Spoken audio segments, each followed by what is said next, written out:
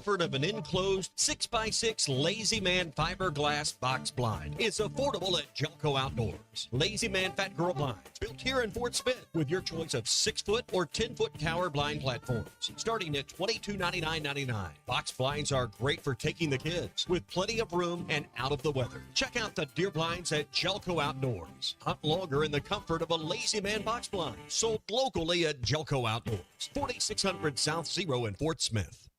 It's fall cleanup time at Gray Brothers Equipment. From the large M7 Series cab Kubotas to the L2502, the best-selling compact tractor in Arkansas and Oklahoma. Gray Brothers and Kubota will make your fall cleanup a breeze. With great pricing and interest rates as low as 0% for 84 months, they're making fall cleanup enjoyable again at Gray Brothers Equipment in Fort Smith and Poto, where if you pick orange, you'll never get a lemon. Now through 12/31/2024. See us or go to KubotaUSA.com for more information. Up to $3,000 off and 0.9% financing on all 2024 Buick Encore GXs at Harry Robinson Buick GMC. The Buick Encore GX is a boldly styled 5-person SUV that is ready to reward. Up to $3,000 off and 0.9% financing for well-qualified buyers. This is a limited time offer. Experience the new Buick at Harry Robinson Buick GMC. Exit 11 off of I-540 in Fort Smith and online at harryrobinson.com. ESPN Arkansas weather. For today, plenty of sunshine, a high this afternoon in the upper 60s to low 70s. Clear skies, upper 30s to low 40s overnight, and then sunny and cooler for Wednesday, a high in the middle to upper 50s. We're going to hang on to the mid to upper 50s again Thursday. I'm Sally Russell with your forecast on ESPN Arkansas. The weather is brought to you by Shamrock Liquor Warehouse, 5609 Midland Boulevard, your leader in fine wines, beers, and spirits. You're listening to The Morning Rush on ESPN 95.3, KERX Paris, Fort Smith. I'm hairy everywhere else except my face.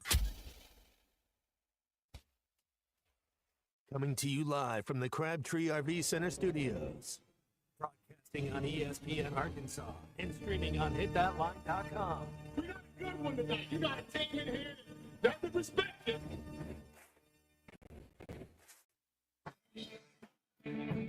Ask me if I'm all right. Why can't they dominate? And we not doing it. We're going to go get one and celebrate on somebody else's field. Well, Matt Jones may take it to the house.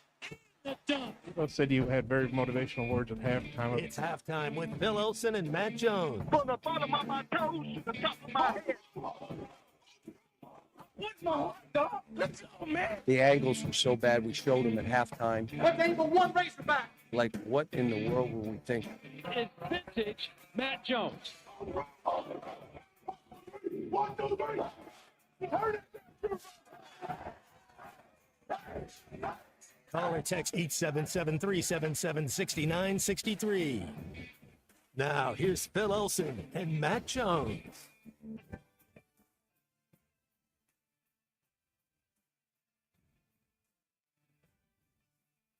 Good morning, everybody. Welcome into halftime. It's a beautiful Tuesday. The sun is shining. It's a great day to get the plants back outside.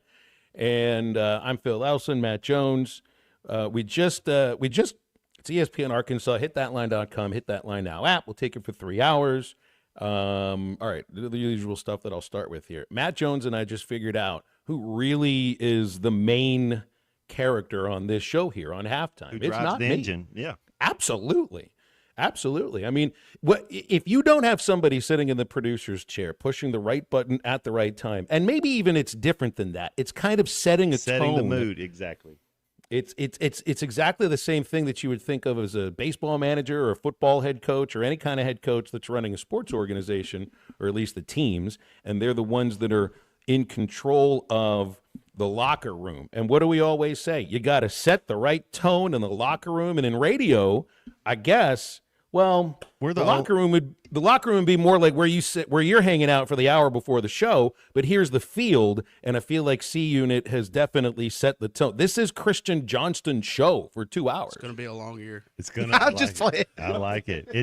We're the. I guarantee you, we're the only show in the state that has two different producers for a 3 hour show.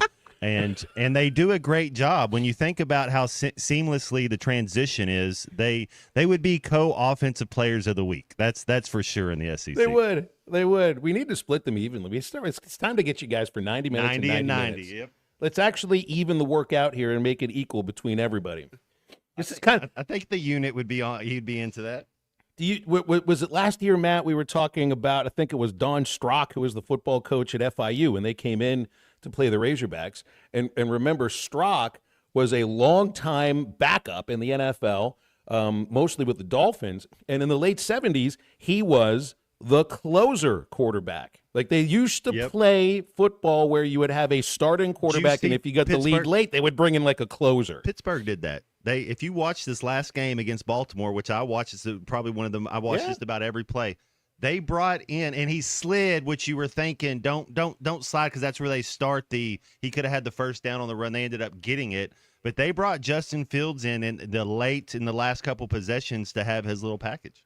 Yeah, it's too bad that he slid what, like a yard before the first down marker. Come on, man. It's so funny too, because it's like, all right, they've been telling him to avoid sacks, avoid hits, avoid big hits, and that's what he did. It's just he avoided it a yard too short. But my whole point is, you got a closer, a quarterback. Back in the day, we got a closer for a producer, and here's what it is. C-Movie is the starting producer, and then Christian Johnston is like the Emmanuel Clase. He's a finalist for the Cy Young Award out of Cleveland. He's the Mariano Rivera, which I guess would potentially make you, Christian, CC Sabathia. I'll give you about 4 or 5 good innings, right? Well, you're not a lefty. You're a righty. David Cone. That could work. It could be David Cone. I'm sure. Mike Mussina. Yeah, I'm sure Rivera closed the game that Mussina or Cone saved. Yeah, that would not Maddox, because they were never on the same team. Yeah, Maddox he's his own entity. But now that we know who runs the show, what do you want to talk about, Christian? I haven't put you in on this rundown here, in which I've decided, Arkansas beats Pacific, Houston over the Cowboys.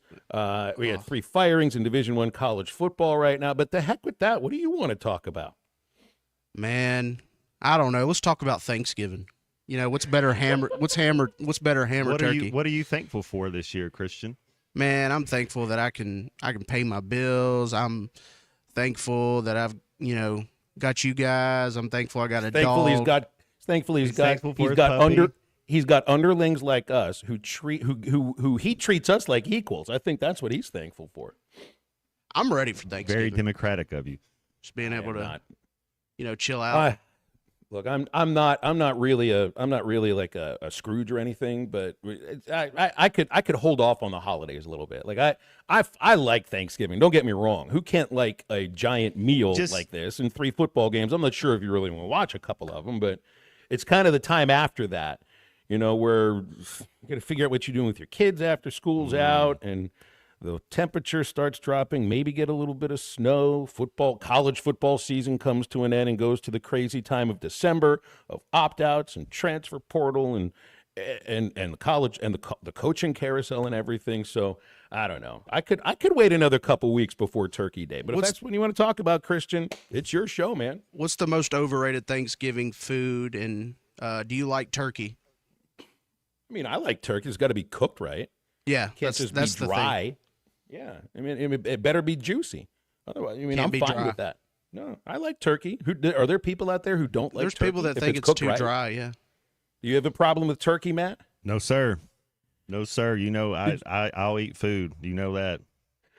Did you guys do team Thanksgivings at Arkansas? We played the Tigers out of Baton Rouge when I was there. That was our Friday game, and that was all 4 years I was there. We played the Bayou Bengals on Friday. So yeah, we had a different type of meal on that Thursday because you weren't able to be with your families. You were with your football family, and Coach Nutt did a great job of doing all that and setting all that up. I mean, he was always on top of stuff like that.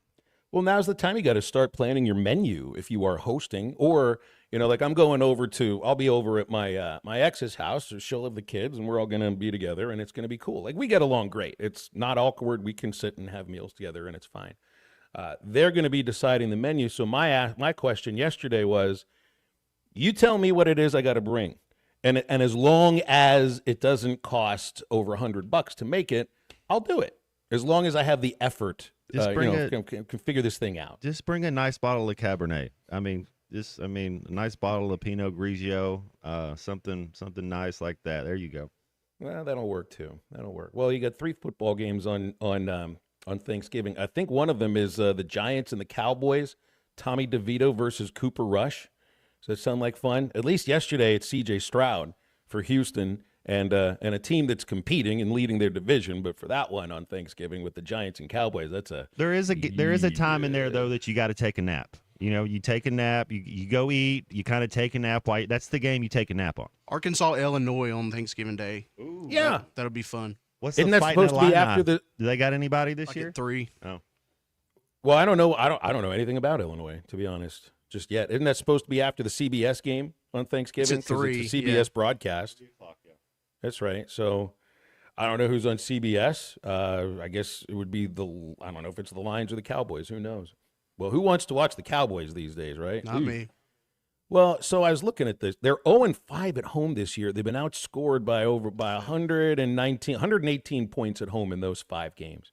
Maybe it is time to tear the stadium down. Didn't like a huge piece of metal fall? Y'all are all. We talk about renovating Bud Walton, and the first thing I brought up is it's the worst idea to make it more corporate, and that's what the Dallas State. It's not a home field advantage. It's like. People that haven't played the game or whatever, the capitalistic nature, the bottom line, it's like, oh, we got to get corporate. We got to sell this. We got to do this because no, you got to have the fans that are rabid. You got to have the fans that love it. The fans that are out there. That's how you get that atmosphere. That's how you get that experience because it's better to win. That's why there's no home field advantage in Dallas. 0. I wouldn't have a home field advantage for a team that's 0-5. They haven't had a home field advantage from game 1. Think about how bad the Saints have been this year. Well, it's just think about how bad the Saints have been this year, and they crushed Dallas week 2, 44-19, and that just kind of sets the tone for the entire season. They're just getting their heads handed to them every time they go out there. They play better on the road than they do at home. Have we heard this story before? The Razorbacks have struggled at home. Now, look, they went out and played a solid defensive game against Texas, but you're at the end of the home schedule in the SEC, and it's another year of what could have been, should have been, might have been, but wasn't. And man, that's going to have to change because there should be a home field advantage at Razorback Stadium too, Matt. I mean, you do have the big win over Tennessee. Don't get me wrong, but that's your only home win in the SEC over the last couple of years. And that's got to change. Now, next year, with the opponents that are coming into Razorback Stadium, which would be Auburn, A&M, where else did we travel this year?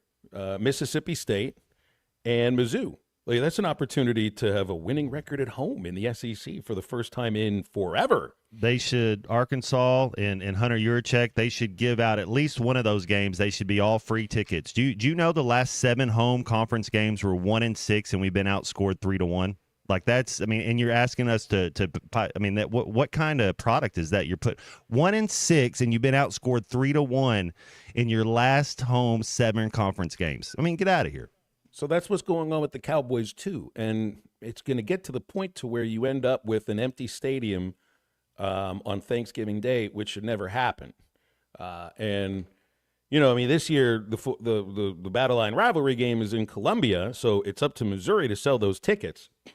But I would not want to get to the point where at the end of next season you have the same kind of atmosphere and attendance and really feeling around the program that you had at the end of last season. So, man, this next offseason is going to be really, really, really huge. And it's also even bigger to finish with some momentum towards the end of this season, in which, hey, the topic yesterday quite a bit was about, the billboard on the freeway coming down from I-49 towards the football stadium on Saturday and job security and buyout money and how that translates against the realities of the finances now in college sports. There were 3 firings yesterday in Division I college football. They're not in none of the major programs, obviously, and none of the major conferences, but it's starting to happen. FAU, Charlotte, and UMass all got rid of their head coaches yesterday. And with FAU, think about this.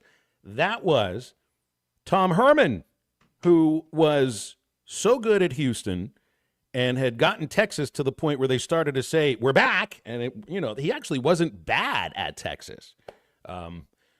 He was 0-6 in the AAC, 6-16 in less than 2 years. And that's the thing. Like, these are three programs that had fallen completely apart over the last 2 years. And that seems like that's what's got to happen for there to be a change at the top of a college football program in these days. Not a matter of mediocrity. It's a matter of completely falling apart, like a 5-game losing streak at the end of the season and going winless in your conference, or like at Charlotte with Biff Poggi, who was fired, 6-16 record, same as Herman. They'd had disciplinary issues and really no improvement from last year to this year. I know everybody's got an opinion on how Sam Pittman has performed as the head coach over his 5 years and now in the 5th year. But the program has not fallen apart. Like, that's what it felt like was happening at the end of last season. And they've pieced it together to where, you don't chuckle. You can chuckle about it if you want, but going 4-8 from last year to potentially playing in whatever bowl game it is an improvement. And it's not at the level of this program has fallen apart, so we've got to make a change.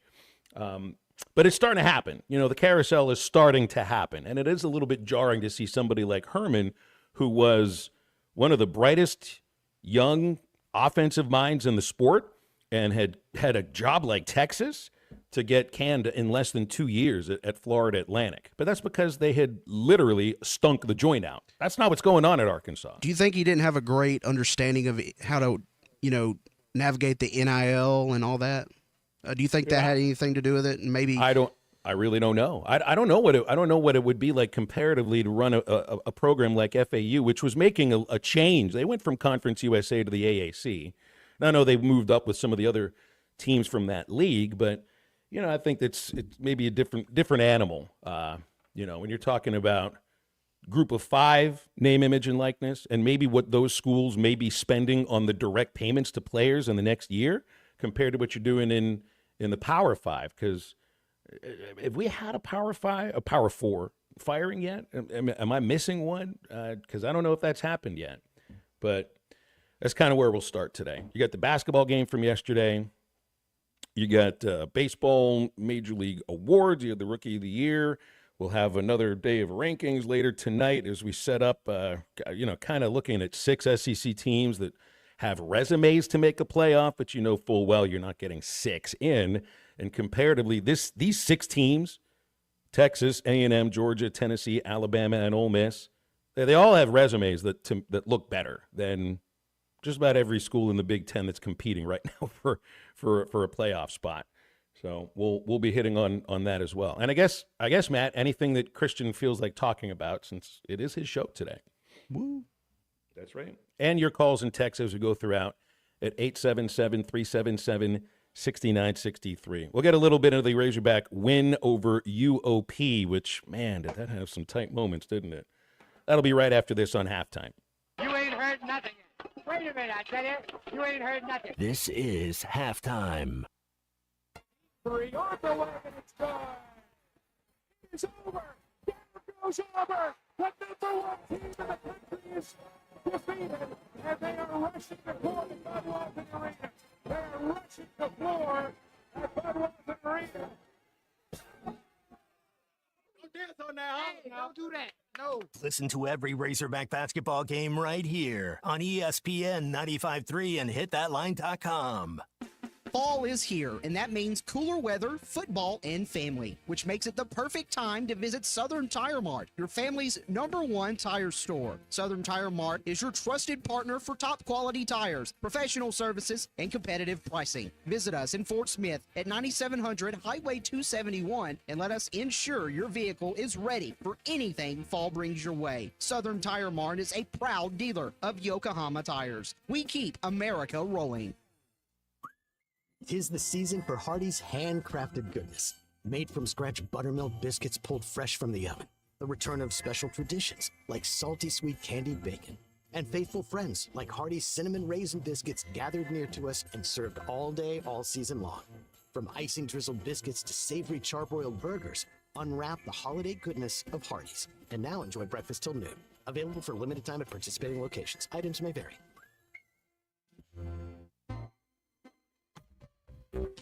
This is Daryl Johnston with Hashtag Managed IT Services. We are excited to now be part of AAA Business Systems. Hashtag will continue to handle every IT need your business will have, and now, as part of AAA Business Systems, we can handle all of your document printing and storage solutions. Together, we have the expertise to meet all of your office technology needs. Find us online at aaabm.com or call us at 471-1771. They say consistency is the key to success. They weren't wrong. So how about grabbing a beer that's consistently smooth, consistently refreshing, and consistently light? You might just find that the road to success can be pretty enjoyable. Michelob Ultra, the perfect balance of taste and refreshment, and only 2.6 carbs and 95 calories. It's only worth it if you enjoy it. Enjoy responsibly. Anheuser-Busch Michelob Ultra Light Beer, St. Louis, Missouri. Looking to boost your health and feel your best? Elite Wellness and Aesthetics in Fort Smith is here to help. Starting at only $200 a month, semaglutide and tirzepatide are weight loss shots that can kickstart your journey to a healthier, more confident you. And with Elite's hormone therapy treatments, you can restore balance, energy, and vitality. Take control of your health today with Elite Wellness and Aesthetics. 479-242-9355 to schedule your appointment or visit FortSmithElite.com. Elite Wellness and Aesthetics, getting to know you inside and out. The American Patriot Promotions Gun Show is coming to Malvern December 7th and 8th at the Hot Springs County Fairgrounds. Join us Saturday, December 7th from 9 a.m. till 5 p.m. and Sunday, December 8th from 9 till 3. Tickets are just $10 per person, $8 for police, and only $5 for veterans in the military. Children 16 and under are free. Go to AmericanPatriotPromotions.com. Ready to explore beyond the beaten path? Discover the Range Rover lineup at Land Rover of Little Rock. Experience handcrafted luxury with the capability to take on any adventure. The elegant Range Rover offers unmatched performance and first-class luxury. The Range Rover is built for every journey. Visit Land Rover of Little Rock today and explore our incredible Range Rover selection. Plus, take advantage of our promotions and recently revamped service department. Visit us at 25 Colonel Glenn Plaza Drive or log on at LandRoverLittleRock.com. Your home for every Razorback football, basketball, and baseball game. ESPN 95.3. What is love? Baby, don't hurt me. Don't hurt me no more. Baby, don't hurt me. Don't hurt me no more.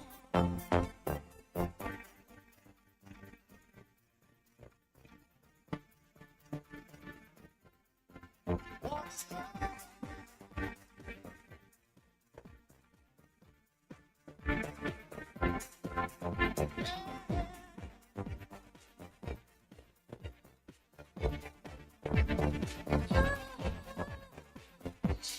I don't know, you're not there. Give you my love, but you don't care. What is right, what is wrong? Give me a sign. What is love? Find Halftime on 99.5 in Northwest Arkansas, 95.3 in Fort Smith and the River Valley, 96.3 in Hot Springs and Central Arkansas, 104.3 in Harrison and Mountain Home, and everywhere on hitthatline.com. Join the conversation. Call or text 877-377-6963. Now back to the hosts. Here's Phil Elson and Matt Jones. Two of you texted in about Night in the Roxbury when you hear how That's what I thought.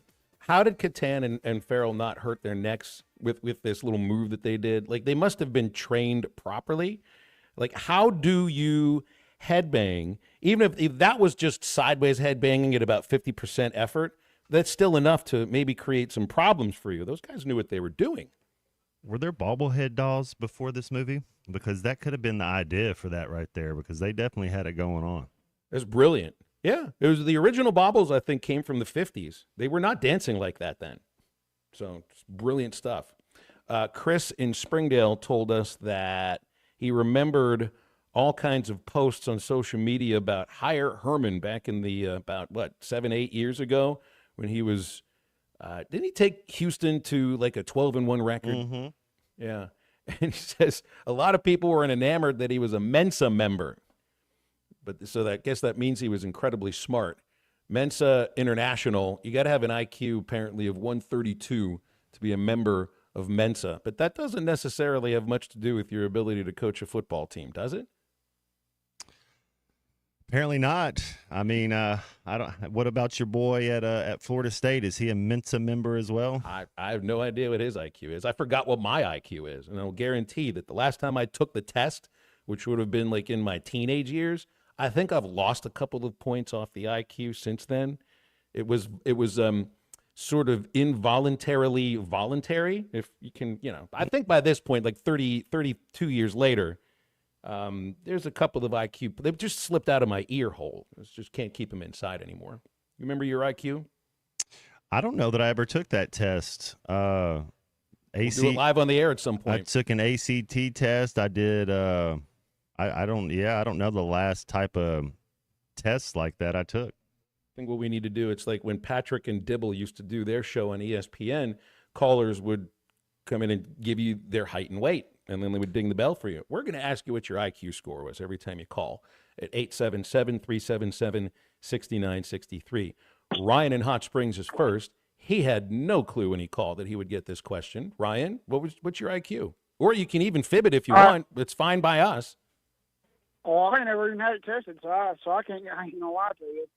All right, Ryan, I'm going to say your IQ is 117. That's pretty good. It's not Mensa, but just judging on your text and your previous phone calls, I think you're pretty smart. That's a Zach Clark. Well, I'll take it, but I definitely probably take it. The reason why I called, I want to expand on what you was talking about with the Pittman thing and how it really hadn't been that bad, but because this fan base, they see the record and see how so the way some of the games are going. I know it ain't going the way we'd like, but it's almost like they forget that we're in the country's toughest conference. I mean, look at some of the coaches this conference has chewed up and spit out, and I'll go directly to Brett Bielema. Look how he did at Arkansas and turn around what he's doing at Illinois. They're going to win 10 games this year at Illinois. Right, and so I think what I'm trying to say is you've seen good coaches come in and do less and then turn around and go somewhere else and do good. Can you imagine not that Pittman wants to, but I feel like if this was any other conference, you'd probably see more wins on his resume. And I'm not giving him out, and I'm not having a loser mentality. I just think our fan base sometimes forgets the tough a job that Arkansas is, I guess is what I'm trying to say. Is that fair? I think you're onto something because it's not that anybody's shying away, but you do understand that every time they come out with the SEC schedule, Arkansas's is always one of the toughest. I mean, LSU, Ole Miss, A&M, Texas, Missouri, all top 25 teams. And you look at Texas, I mean, they got Texas and San Antonio. You get Oklahoma, Vandy, Florida, Kentucky. They got us a lot easier schedule. I think it'd be interesting if you were to go by over Sam's 5 years at Arkansas and compare the strength of schedule, looking back on that, the strength of schedule for these 5 years compared to any other program in the country, not just in the SEC, but in the country. Maybe the toughest 5-year schedule of anybody. And again, that's not a matter of, well, he should be the coach or not the coach because of that. That's just a fact of the matter of when you are a coach in the SEC. And look, his record's not great, but it also isn't at the point where I think in the realities of the finances in college football that there's a change that gets made. If this was a program that you're talking about 7-8 years ago, maybe you're talking about a different thing.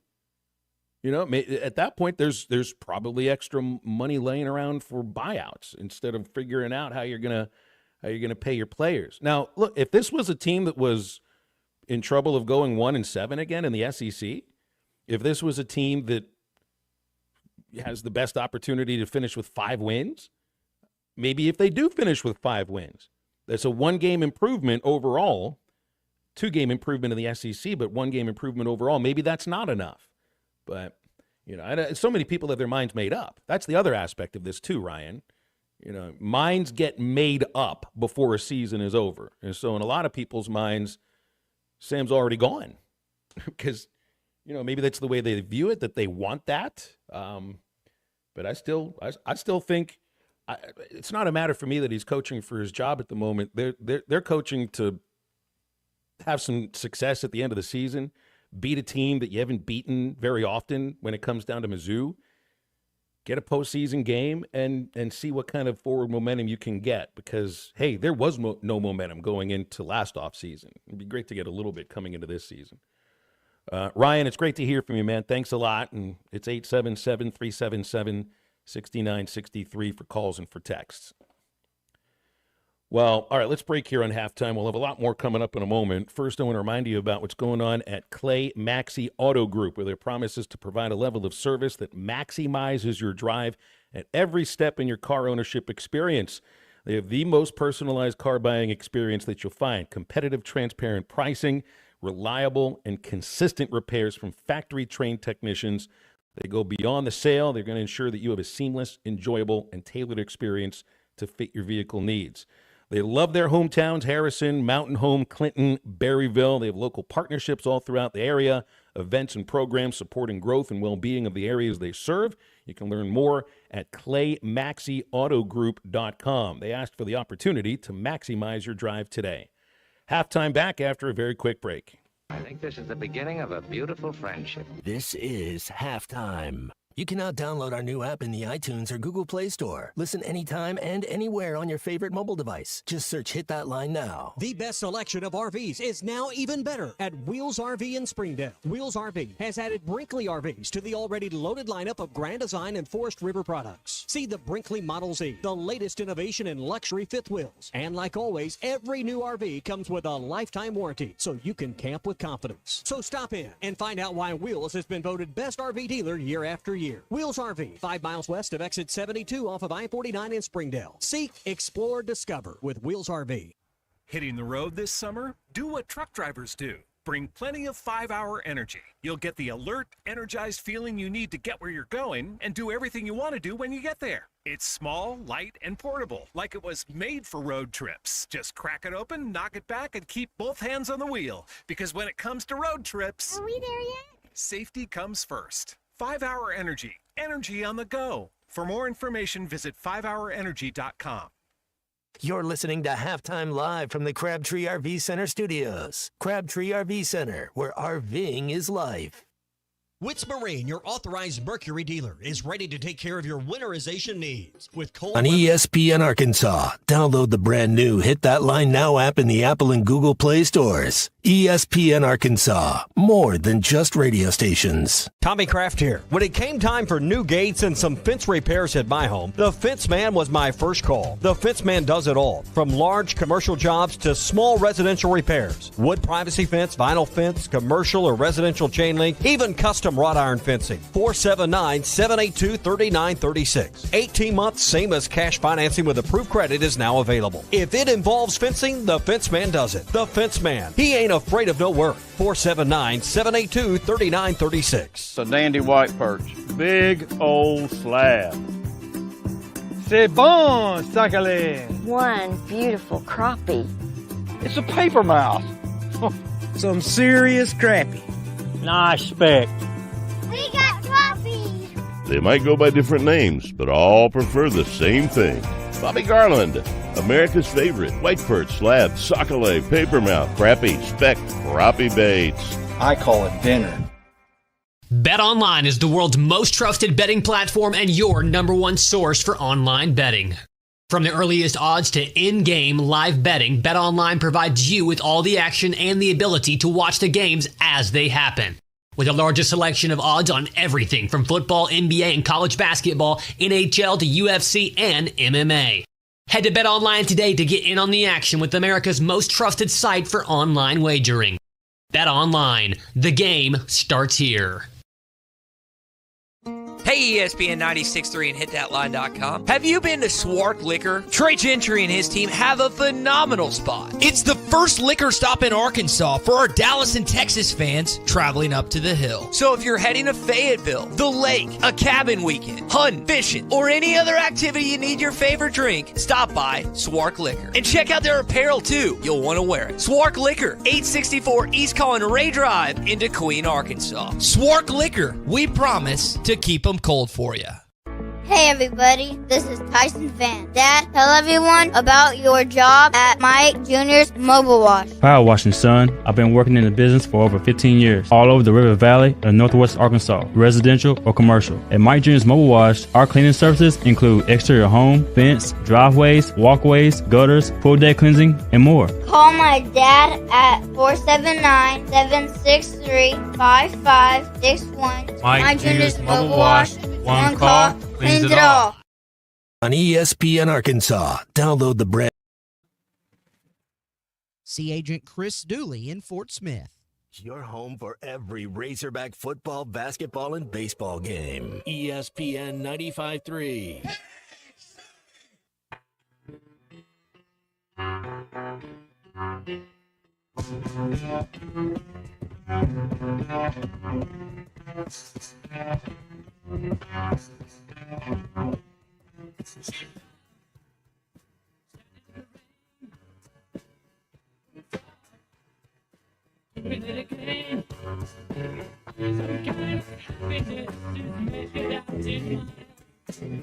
What makes you think it's something special when you smile?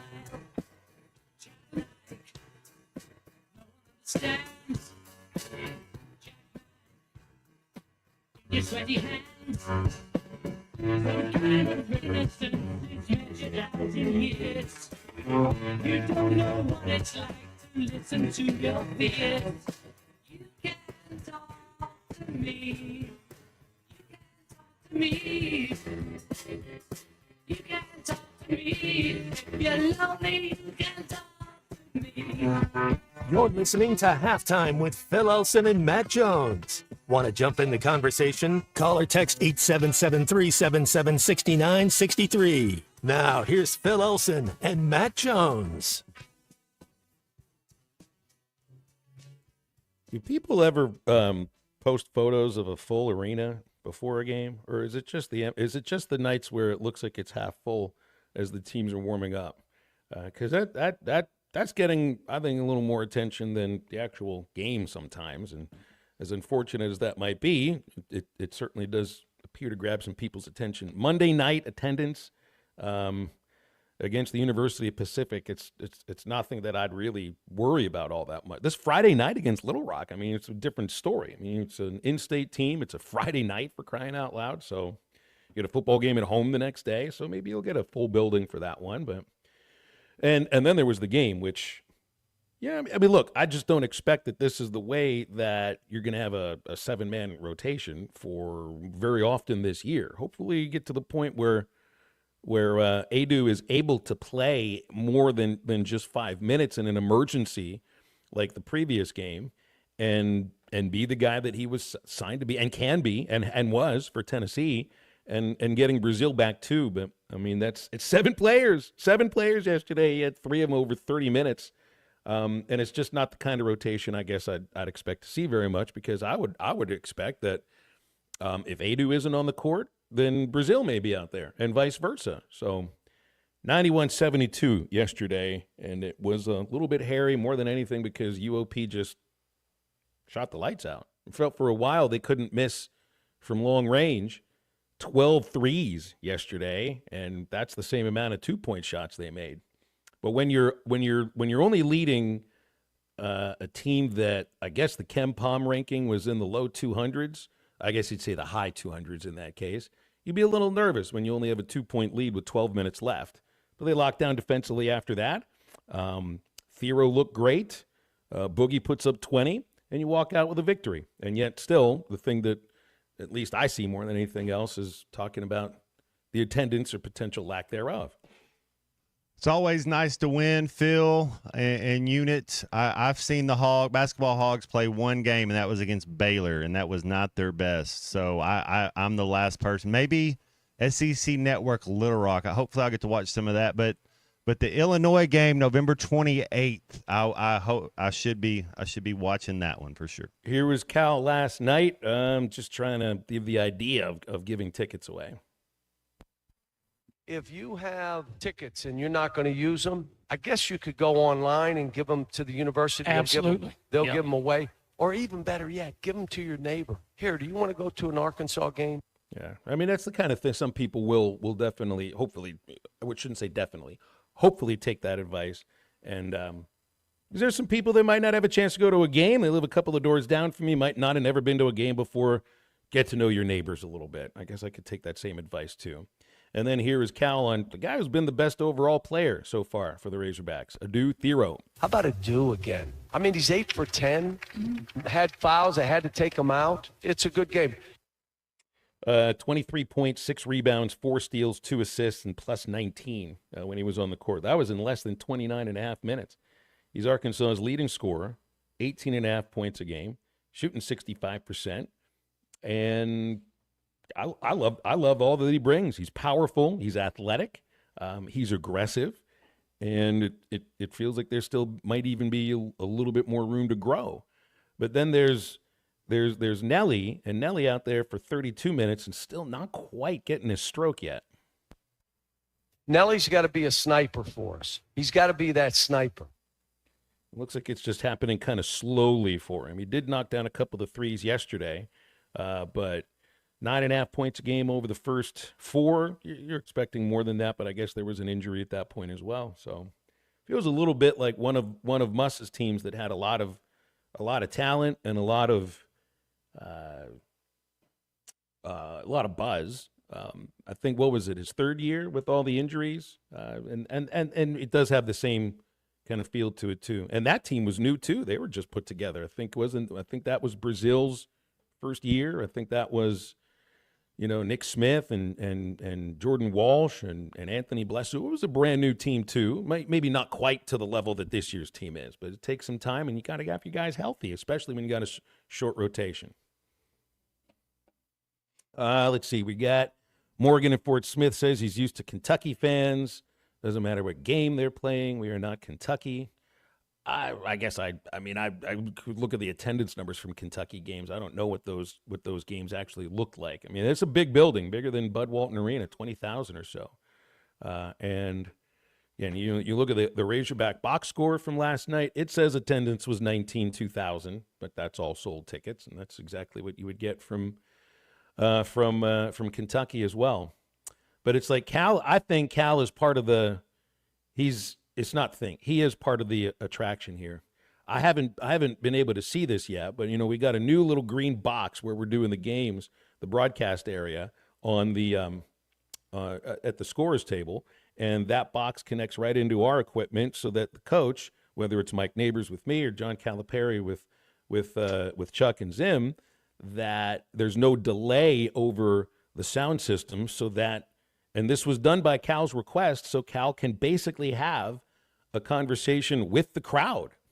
And I saw Tennessee do this with women's basketball, where they'll have, a few thousand fans stick around after the game is over, and I'm packing up my equipment, and the Tennessee announcer is talking with their head coach, with a couple thousand people behind them.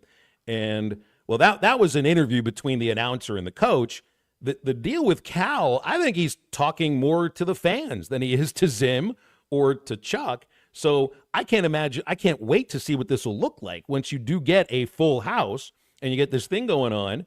This like the Tennessee game at home, you get 19,200. How many people are going to stick around and watch Cal hold court with the crowd on the court and like throw basketballs down to him, and he'll sign them and throw them back to you? It's just like it's like a carnival barker. It's like getting a backstage pass to the show after the show's over. You get to go back and hang out with the band. That's what it kind of feels like. Do you see where your New York Jets finally fired their GM? I just came across this. Yeah. Like what took you so long? Can we get any of their players in the portal? You know how I feel about that. We should all have added eligibility after your career's over. I agree. So why not? I agree. Why not? So, yeah, that's it. Joe Douglas, gone. How long was he there? I mean, it was a 6-year contract. He was hired in June 2019. 30 and 64 under his regime. It was 0 playoff experience. So they demoted the offensive coordinator, right? They fire the head coach. Now you've gotten rid of the general manager. There's the thought that the owner, Woody Johnson, may end up as an ambassador in the Trump administration. I think what I read is he may be the ambassador to the United Kingdom. There is some, by the way. I mean, well, RFK, isn't the Kennedys on there, and him and Aaron Rodgers are buddies. Aaron Rodgers might have a role in that as well. Well, after retirement, maybe there's room for this him. is last year. Ain't nobody bringing him back after this. I mean, come on. There's been an NFL owner who was an ambassador. Rooney was the ambassador to Ireland when Obama was president. So this happened before. Wouldn't that be something? Owner can't worry about running the team anymore because he's the ambassador to Great Britain. Fire the head coach, fire the general manager, fire the offensive coordinator. Keep the quarterback, though, for another year. Why not? Since you're paying him more money than you're paying anybody else. Gosh, is that the most? Well, I shouldn't throw the most. How about the Jets when it comes to just crapping the bed every chance you get? When it comes to expectations to actually to the performance, to what it was, like what you thought, hey, this team could be, to what they actually are, it's one of the biggest disappointments in NFL history. Well, neither of the New York teams is any good. Yeah, but the Giants, they're doing that whole we don't care because we're in a Ponzi scheme anyways and we're making money. We really don't care about the product out there. We're just they're just making money right now. Oh, that's what my Pirates do in Major League Baseball. They don't care. They're going to make money, so it's all fine.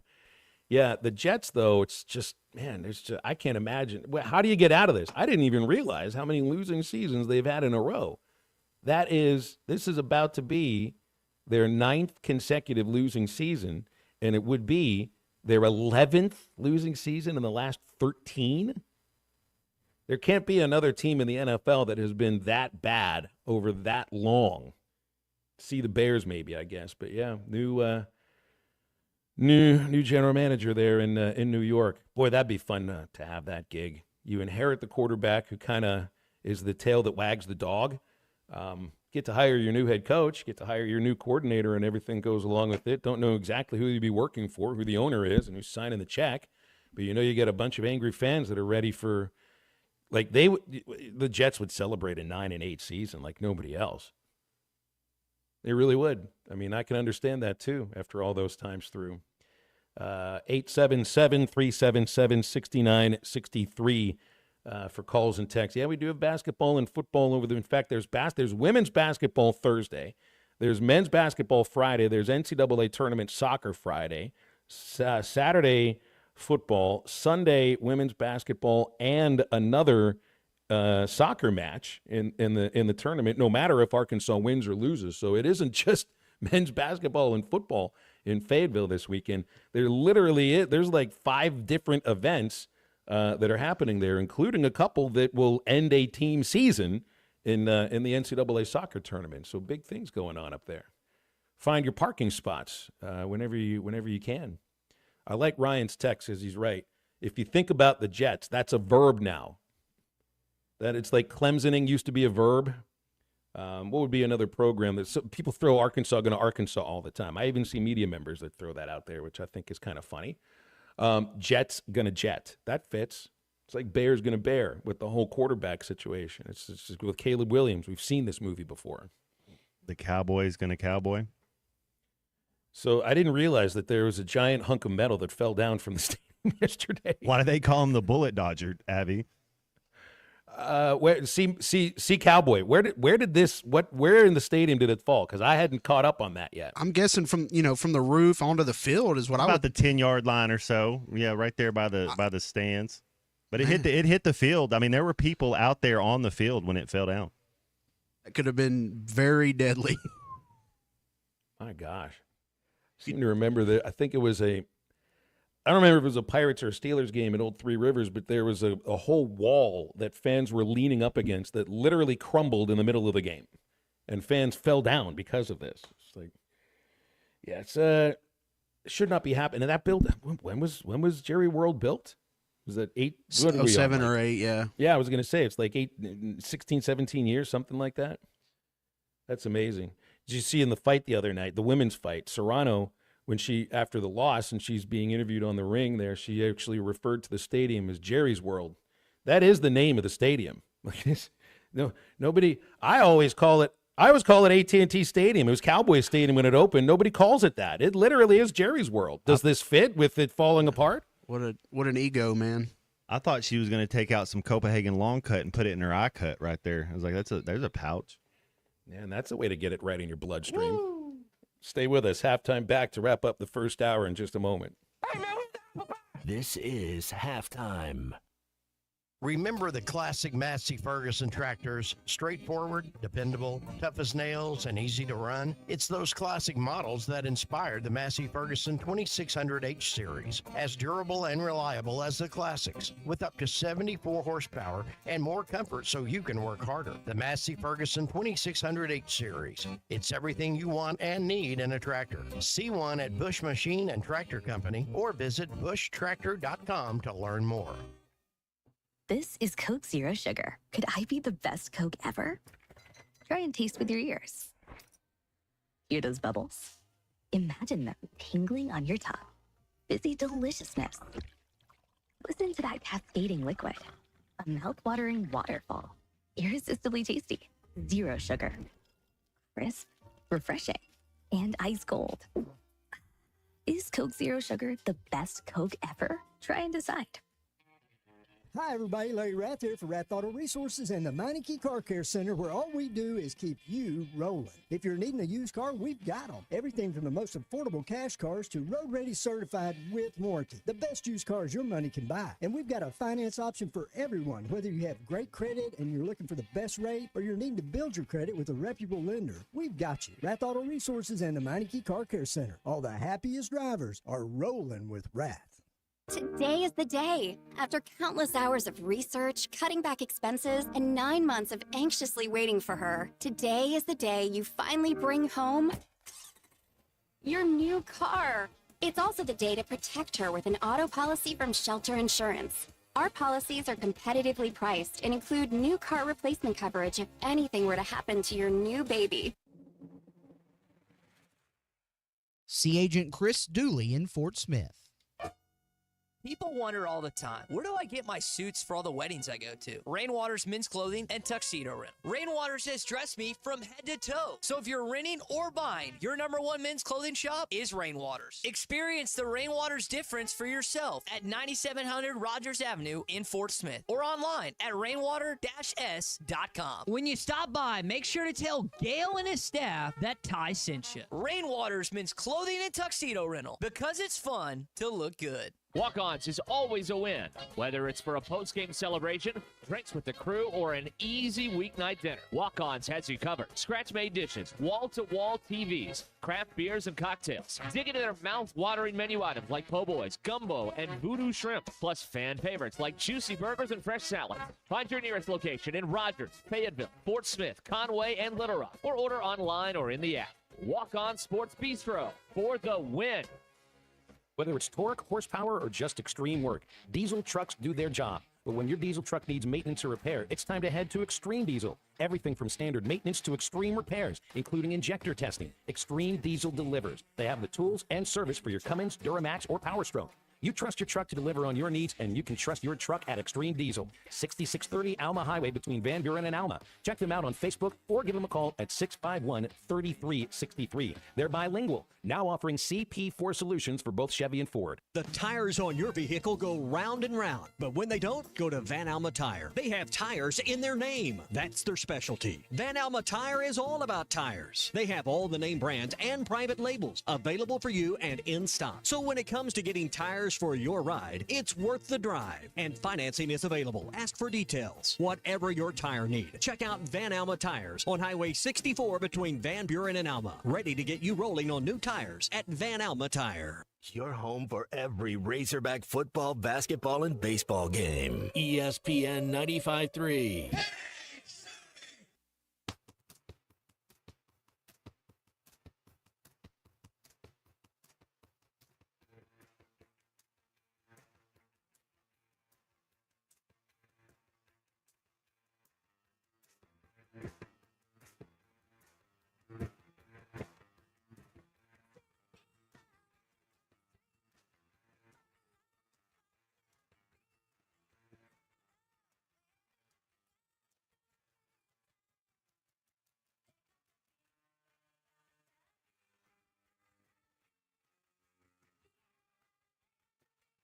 Welcome back into Halftime Live from the Crabtree RV Studios. Crabtree RV Center in Alma, where we make your dreams come true. Go right to the phones. Brian in Ozark has given us a call on this very fine Tuesday. It's a great way to wrap up the morning with Brian. Hi, Brian. What's up? Hey, what's going on? It's a happy Tuesday today. Happy Tuesday to y'all. I was just reading sports and stuff, and I noticed, a lot of people say that, and I'm not saying that Sam Pittman's going to get fired or that's even going to be a possibility, but a lot of people believe that there's not any good coaches around, and I'd like to say, I think Tom Herman would be a perfect fit for Arkansas. The only reason he got fired from Texas was because he went 7-5, and they wanted Steve Sarkisian, so they fired him over that. But to his resume, he stomped Kirby Smart in Georgia in the Sugar Bowl, and he's a great coach. That'd be a great fit for Arkansas. What do y'all think? My guess, Brian, is you're not going to go from being fired at Florida Atlantic, where you're 0-6 in your conference, to being hired by an SEC team as the head coach. I think he'll be a coordinator somewhere, and then maybe end up as a head coach in a few years after that. But yeah, you got to win in the American Conference, I think, if you're a head coach, just kind of like Lane Kiffin did. But and look, he did well enough at Texas to maybe get a look from somebody. I'd be surprised if he is a head coach for any SEC team right now, because I don't think there's going to be any head coach openings in the Southeastern Conference this year. We give him a couple years as a coordinator somewhere. I don't know, Nebraska or Oklahoma or something like that. That's where I think he ends up, at least for a year or two. 27-13 at Texas. Yeah. He has a lot of good wins, and he's better than Sam Pittman. That's all I'm saying. You throw his record out there with Houston. He was 54-22 with Houston and Texas. 54-22 with Texas. With Houston and Texas. 6-16 with Florida Atlantic. So what would you go by in that case if you're an athletic director? Do you go by he had one great year at Houston and one good year, and then at Texas wasn't terrible. He was pretty good at Texas, and seemed to. I mean, he always threw out the hook'em stuff. His wife, Mrs. Herman, did too. But I don't know. It's just I can't imagine that somebody's going from being fired as a head coach in the American Conference to being hired as a head coach in any other major conference. But I don't do the hirings and the firings, so who knows? I'm sure he hasn't forgotten how to coach a team, just maybe one or two bad years in a row is going to make people think a little bit differently about hiring him as a head coach. If you got any ideas about that, thoughts, 877-377-6963. And look, I mean, the way that he was let go at Texas would be the same idea as, if in Brian's mind there, make a change with Sam Pittman, because, did Herman necessarily have the level of success that they expect at Texas? No, and that's why he was let go, but they also saw an opportunity to hire a hotter commodity as a head coach and start over again. I think that was also answering the fans. With Arkansas, that would be a little bit of the same idea. It's a matter of who's out there at that point. Is it Tom Herman that you're going to chase to fire who you've had here for 5 years? I don't think that's going to happen. We'll get into hour number 2 in just a moment. You can call us. You can text us, 877-377-6963. We'll also be talking with Alyssa Orange from Pig Trail Nation in about 20 minutes from right now. So stay with Halftime. We are right back.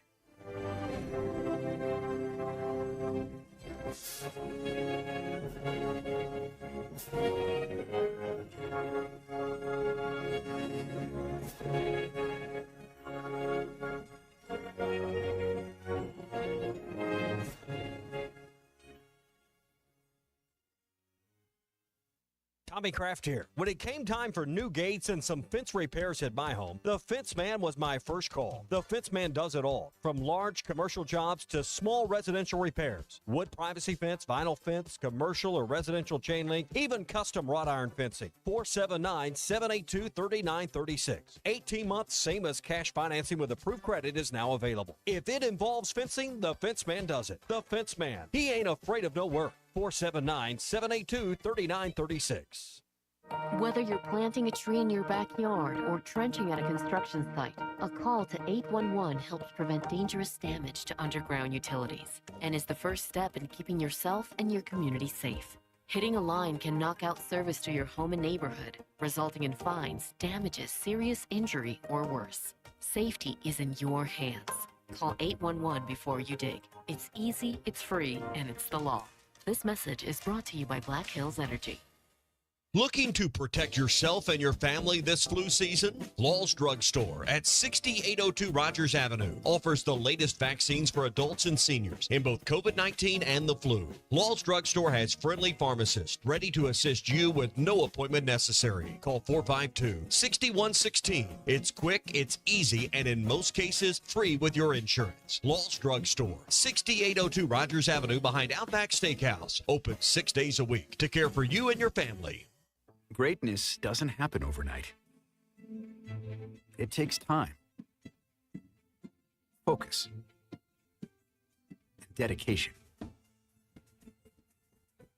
At Shelter Insurance, we understand that because we put in the hard work and dedication for decades. And that commitment is paid off with award-winning customer service for your auto, home, and life insurance. Call Randy Milam in Alma or Brandon Zimmerman in Barley. 'Tis the season for Hardee's handcrafted goodness. Made from scratch buttermilk biscuits pulled fresh from the oven. The return of special traditions like salty sweet candied bacon. And faithful friends like Hardee's cinnamon raisin biscuits gathered near to us and served all day, all season long. From icing drizzled biscuits to savory charbroiled burgers, unwrap the holiday goodness of Hardee's. And now enjoy breakfast till noon. Available for limited time at participating locations. Items may vary. ESPN Arkansas weather. For today, plenty of sunshine, a high this afternoon in the upper 60s to low 70s. Clear skies, upper 30s to low 40s overnight, and then sunny and cooler for Wednesday, a high in the middle to upper 50s. We're going to hang on to the mid to upper 50s again Thursday. I'm Sally Russell with your forecast on ESPN Arkansas. The weather is brought to you by Forest Grain Incorporated, committed to setting the standard of excellence since 1936. KERX Paris Fort Smith. This is Halftime, coming at you from the Crabtree RV Studios on ESPN 95.3. Coming to you live from the Crabtree RV Center Studios. Broadcasting on ESPN Arkansas and streaming on hitthatline.com. We got a good one tonight. You got to take it here. That's the perspective.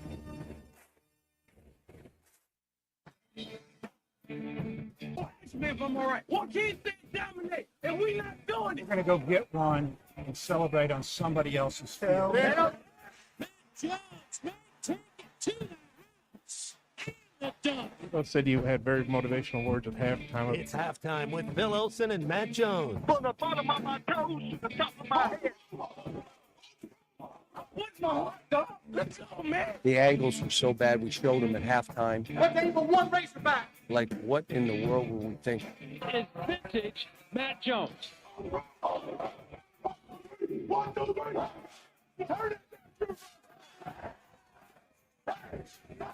Call or text 877-377-6963. Now, here's Phil Olson and Matt Jones.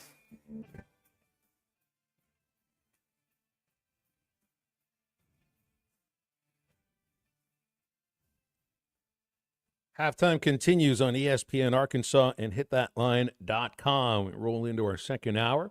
Calls and texts come in at 877-377-6963. Phil Elson along with Matt Jones. Kristen Johnson is producing. We'll have Alyssa Orange, Pig Trail Nation, about 15 minutes. And we can get in anything you want to get into here on a night where we will have the college football playoff committee release this will be the third poll that they'll be releasing. And I was looking at the strength of schedule in the SEC compared to the Big Ten. The SEC has the 38, the easiest schedule in our conference, Matt, was Texas. They have the 38th ranked strength of schedule. And, we've all talked about it here. I mean, who really is Texas beaten when it's come right down to it? They have a win at Michigan. You had a win over Vanderbilt. And that's like about it as far as what you would view as a quality win compared to some of the other quality wins in the Southeastern Conference. But the 38th ranked strength of schedule would be, as I'm looking at the Big Ten right now, that would be the fifth easiest schedule in the Big Ten. You have, as far as schedules are concerned, 1 through 6 most difficult schedules are all SEC. Georgia, Florida, Mississippi State, Oklahoma, LSU, Kentucky. South Carolina is number 8. The Razorbacks, this is on the ESPN Football Power Index rankings. Arkansas's strength of schedule is 11th, which would be the 3rd toughest schedule in the Big Ten. So that has to be part of this conversation. And I know maybe, Matt, I've been incorrect about this, that you are what your record says you are. Now, when you look at a season's, the season is over and you look at a record, yes, that is what you are. But the committee's a different thing. The committee's a different thing, and they're the ones that are supposed to figure out what win means more than another win, or what loss might mean more than another loss. I don't think it's the easiest job in the world, but it's right there in front of you here. And we know it when you watch it. And you can also tell by the rankings that they understand this too. The SEC is a different animal than the Big Ten. I don't think it's just a matter of like playing hypotheticals. It's just SEC teams have played better teams in their own conference than the schools that are competing in the Big Ten to make the playoff. Like Indiana, Oregon, Ohio State, Penn State, none of them have a schedule that's any more difficult than any of the competitors in the SEC that are also going for a league for a national championship. So you got to take that into account when the rankings come out tonight. Well, and each game is situational. That's why there's a committee to watch this. And I think the eye test has to be very important. I mean, when you watch the game and you see what the situation is, what was the date, what was going on, who was available, you got to take all that into account. You hope that they're taking all that into account. No question. That's why you talk about it'd be interesting to see that SEC Big Ten challenge where you had 1 versus 1 and 2 versus 2 and 3. If you could get that going on, where that was kind of your 9th game instead of the SEC going to a 9-game schedule. If you keep it at 8, but then you play everybody, you just in line. Whatever you finish in your conference, that's who you play the next year. That'd be pretty cool. Indiana has one of the easiest schedules in the entire country, not just in the Big Ten. They have the easiest Big Ten schedule, but how many FBS teams are there? About 128, 130. Indiana ranks 106. So a loss by Indiana against the only team that they're going to play that has any semblance of a shot to make the playoff is this weekend against Ohio State. It's on the road. If they get their heads handed to them, does Indiana belong in the top 12? If the one team that they've played that is worth any kind of a crap, if they get blown out by them, how can that compare to, like Georgia losing games against Ole Miss and against Alabama, 2 teams that are also competing for SEC championship and for a national championship? Like, I don't know. It's those 2 losses to me. I don't know if they would mean as much as a blowout loss to the one team you've played that matters much, and you don't really have any quality wins. Because Georgia's got a quality win over Texas, got one over Tennessee, got one over Clemson. All teams that will be in the rankings when they come out later today. What do you think about this? 877-377-6963. The thought is there are 2 big leagues in college football, the Big Ten and the SEC. We really want, in terms of who's played who, the good teams, it's one league. It is the Southeastern Conference. Charlie's with us here. Good afternoon, Charlie. How are you? I'm great, Phil. You know what makes all this so great is it's gonna be interesting to see, because I'm just gonna be sitting back, eating some popcorn, drinking a beer or two, just watching this, because I'm telling you right now, at the end of all this, you know who might really be looking at this and going, man, I'm glad I'm independent. That's Notre Dame. Because their schedule, what is their strength of schedule, Phil? I know it's up there, isn't it? I'm not exactly sure. I'll tell you in a moment here. Their strength of schedule is 82, which is not great. Oh, crap. I thought it was better than that. I thought they skipped. Well, I know what they play. They'll have the worst loss out of every team in the playoff 12. That is true. You're right there, Matt. And that is 100% true. Should not have lost that one. But I will say this. We could argue this. I could argue probably, honestly, all 6 of those SEC teams, if we're really just truly all thinking about it and said, you know what, we need a top 12. I don't know who I would take out of there for a 1-loss Indiana team, Phil. I would have a hard time, and even maybe a 3-loss SEC team. And that's where all this is going to get. It's not like, I know the committee has to not look like they're SEC biased, but with the eye test, Matt, they're going, crap. These 6 teams right here, man, they can beat anybody. But they don't want to get, I guess, crucified by the Big Ten or the ACC or the Big 12 or whatever we call that league now. But I'm just saying, if you really look at it with your eyeballs and football, I can't tell you maybe Ohio State, maybe Oregon, but those 6 SEC teams that we're talking about, y'all think 4 are going to make it, right? Ain't that kind of y'all's prediction? That your prediction, Matt? I feel it's like a guarantee there's going to be 4 SEC teams in. Yes. 4, possibly 5, maybe. So, I'm just saying, that's my take, is that if you really look at it from a true eye test, what about this, Phil, before I get off? Chuck brought up this morning getting rid of the conference championship thing. Because if you're a team that has 2 losses and you go in there and you lose just by a field goal, that puts you out. What about getting rid of those games? And what about possibly doing that? Are we headed there? Anyways, y'all have a good one. The getting rid of the conference championship games makes all the sense when you look at the way the playoff is constructed. It's just these leagues make so much money through these games, and their television partners do. The championship game doesn't negate anything you've done in the regular season. It doesn't matter in your record. What it does is if you win the conference championship, you get in. If you're in the SEC and you go to the conference championship and lose, you're still in the playoff 12 because you were second. So you're not going to not make the playoff 12. No, there's no guarantee of that now. But in the future, there will be, I think. That's a crock. That's a racket. That makes zero sense. That if you're telling me that you're the second best team in the SEC, so you go to play the championship game, and you're going to let somebody who's idle jump over you, that's not a real thing. It's just not. It's not written into how they construct the playoff, and I think that's what the SEC and Big Ten would expect to be written into the next. Playoff, the way they build it, is that you get guaranteed spots for any team that makes the conference championship game, and then the SEC and the Big Ten, but not the Big 12 and not the ACC.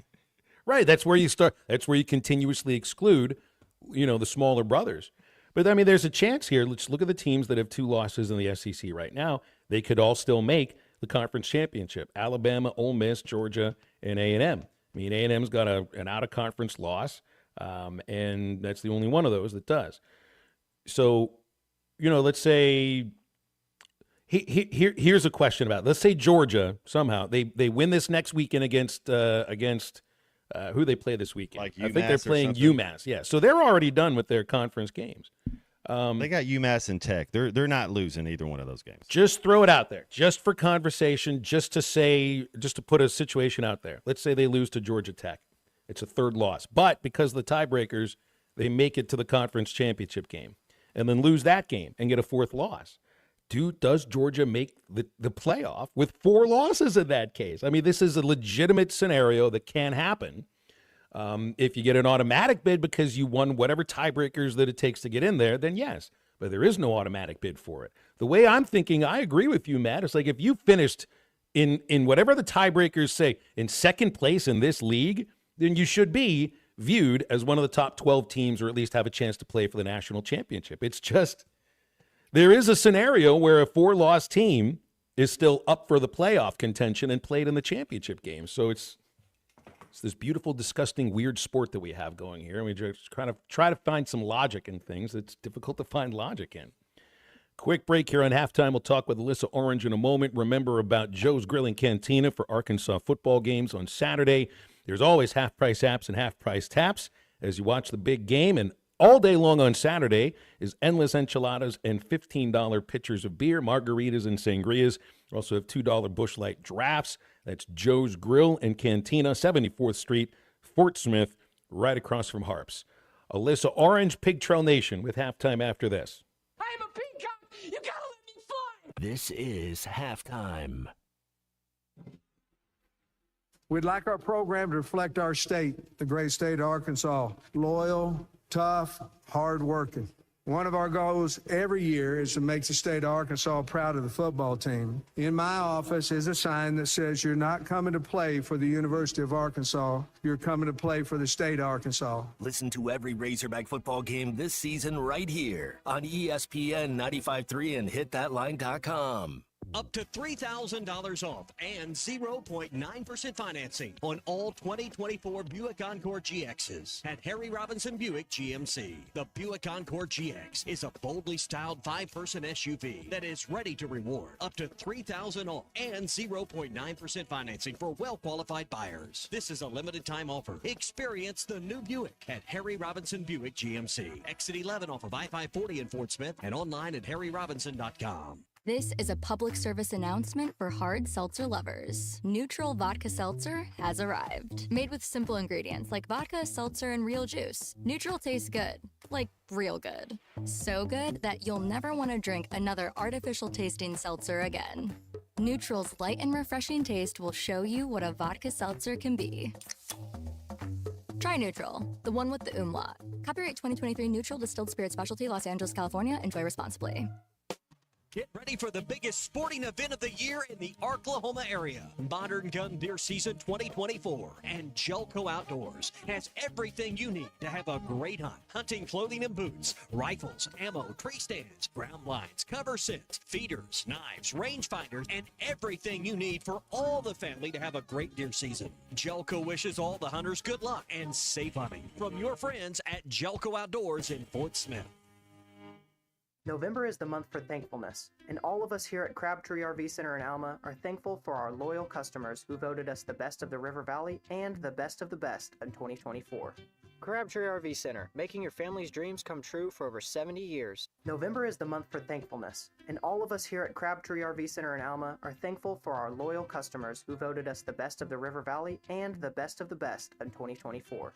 Crabtree RV Center, making your family's dreams come true for over 70 years. Witz Marine, your authorized Mercury dealer, is ready to take care of your winterization needs. With cold weather just around the corner, be sure to get your Mercruiser stern drives drained and flushed with antifreeze. For those with outboards, it's a great time to change the oil and service the lower unit. Plus, treat your fuel for a trouble-free next season. Don't get caught this winter. It's also a great time to repower the old boat with a new reliable Mercury engine. That's Witz Marine, your authorized repower center, 823 North 11th next to Wheeler Power Sports in Fort Smith.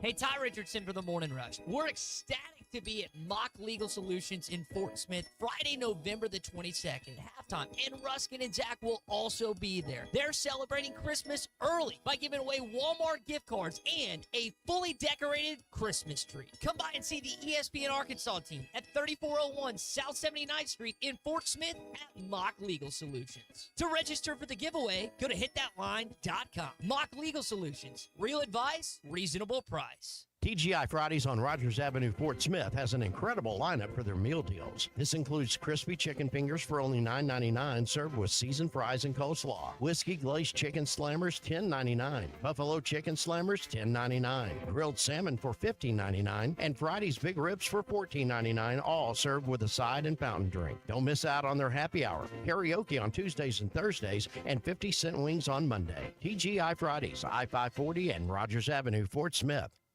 Your home for every Razorback football, basketball, and baseball game. ESPN 95.3.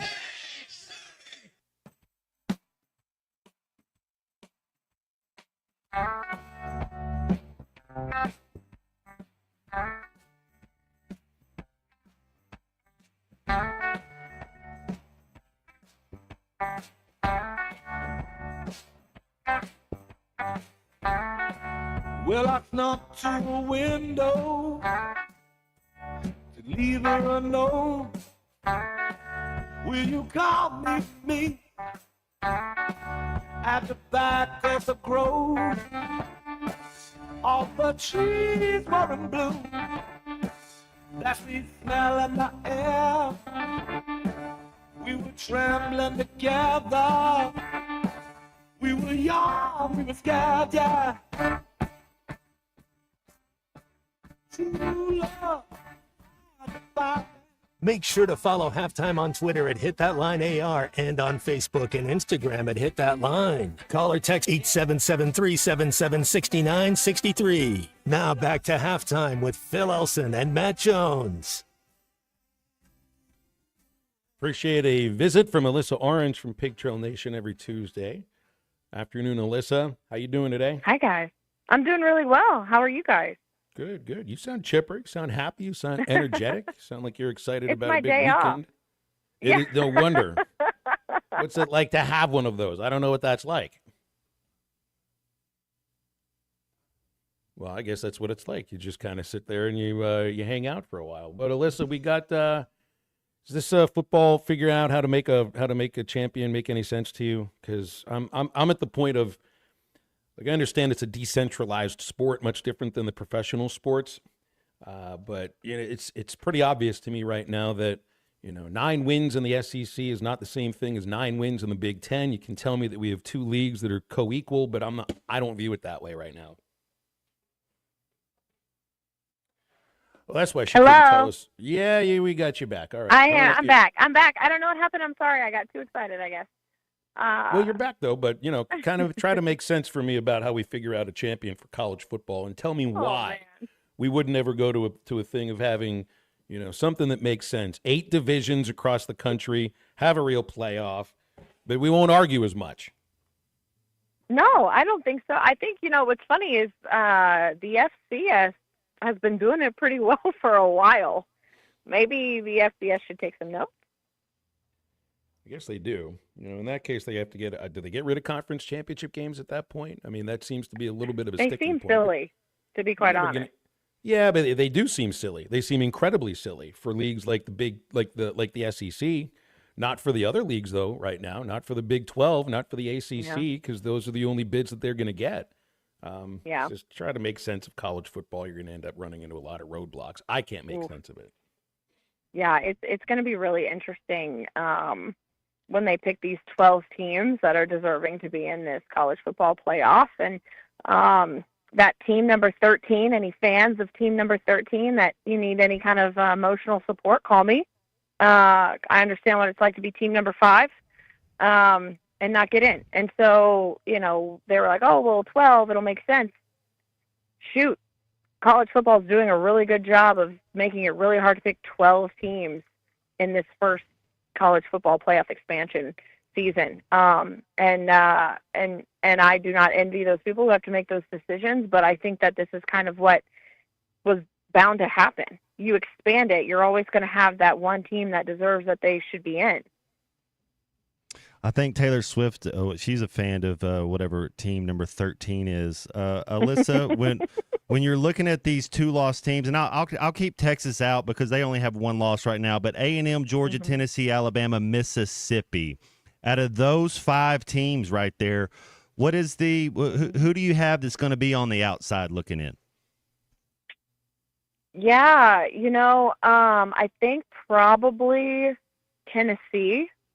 And then, Ole Miss has the win over Georgia. And so if you're going to put Georgia in, you have to put Ole Miss in as long as they don't lose again. And then A&M, because if A&M beats Texas at the end of the regular season and they've still got 2 losses, that keeps things interesting. But I think that A&M gets left out too. So I think you're looking at putting in Ole Miss and you're putting in Georgia, and then maybe Tennessee, but I don't think so. Yeah, I'm not sure about Tennessee either. And Ole Miss, I kind of wonder about too, because I look at the worst loss of any of the contenders of the SEC is Ole Miss has lost to Kentucky, and Georgia almost lost to them too. So it's this world where we got 6 teams in the SEC that are all competing to make it to Atlanta first. Some of them don't even want to make it to Atlanta. I don't blame them for that. And then it's about making the playoff 12. But no, you're not getting half the field.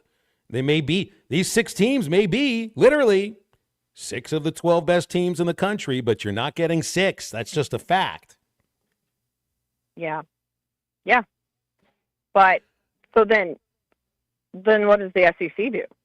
What is the SEC's message to the rest of those teams that, quite frankly, play in the most competitive league in the country, and you are playing top teams every single week, and you're still not good enough because this conference over here has and I get it, this is Florida State's argument, right? Like, we're winning what we're winning, but like, you look at Indiana and you're 10-0 right now, but you're Indiana. You got a lot of football left to play, but Indiana's schedule the same as Tennessee's schedule, and Indiana's in because they won. Tennessee's out because they have 2 losses, and I get it.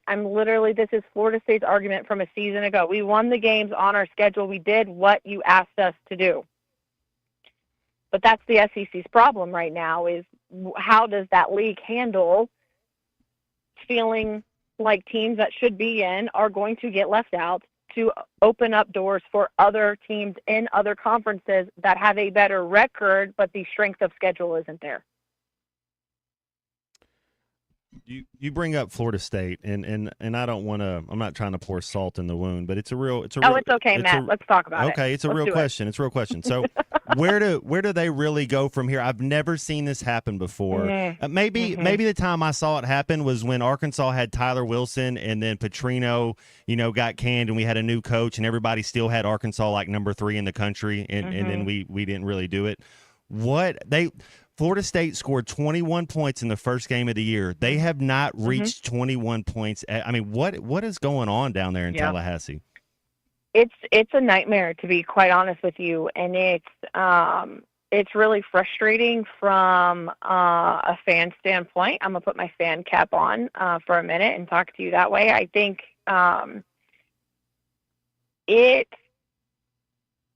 this is a giant example of NIL gone wrong.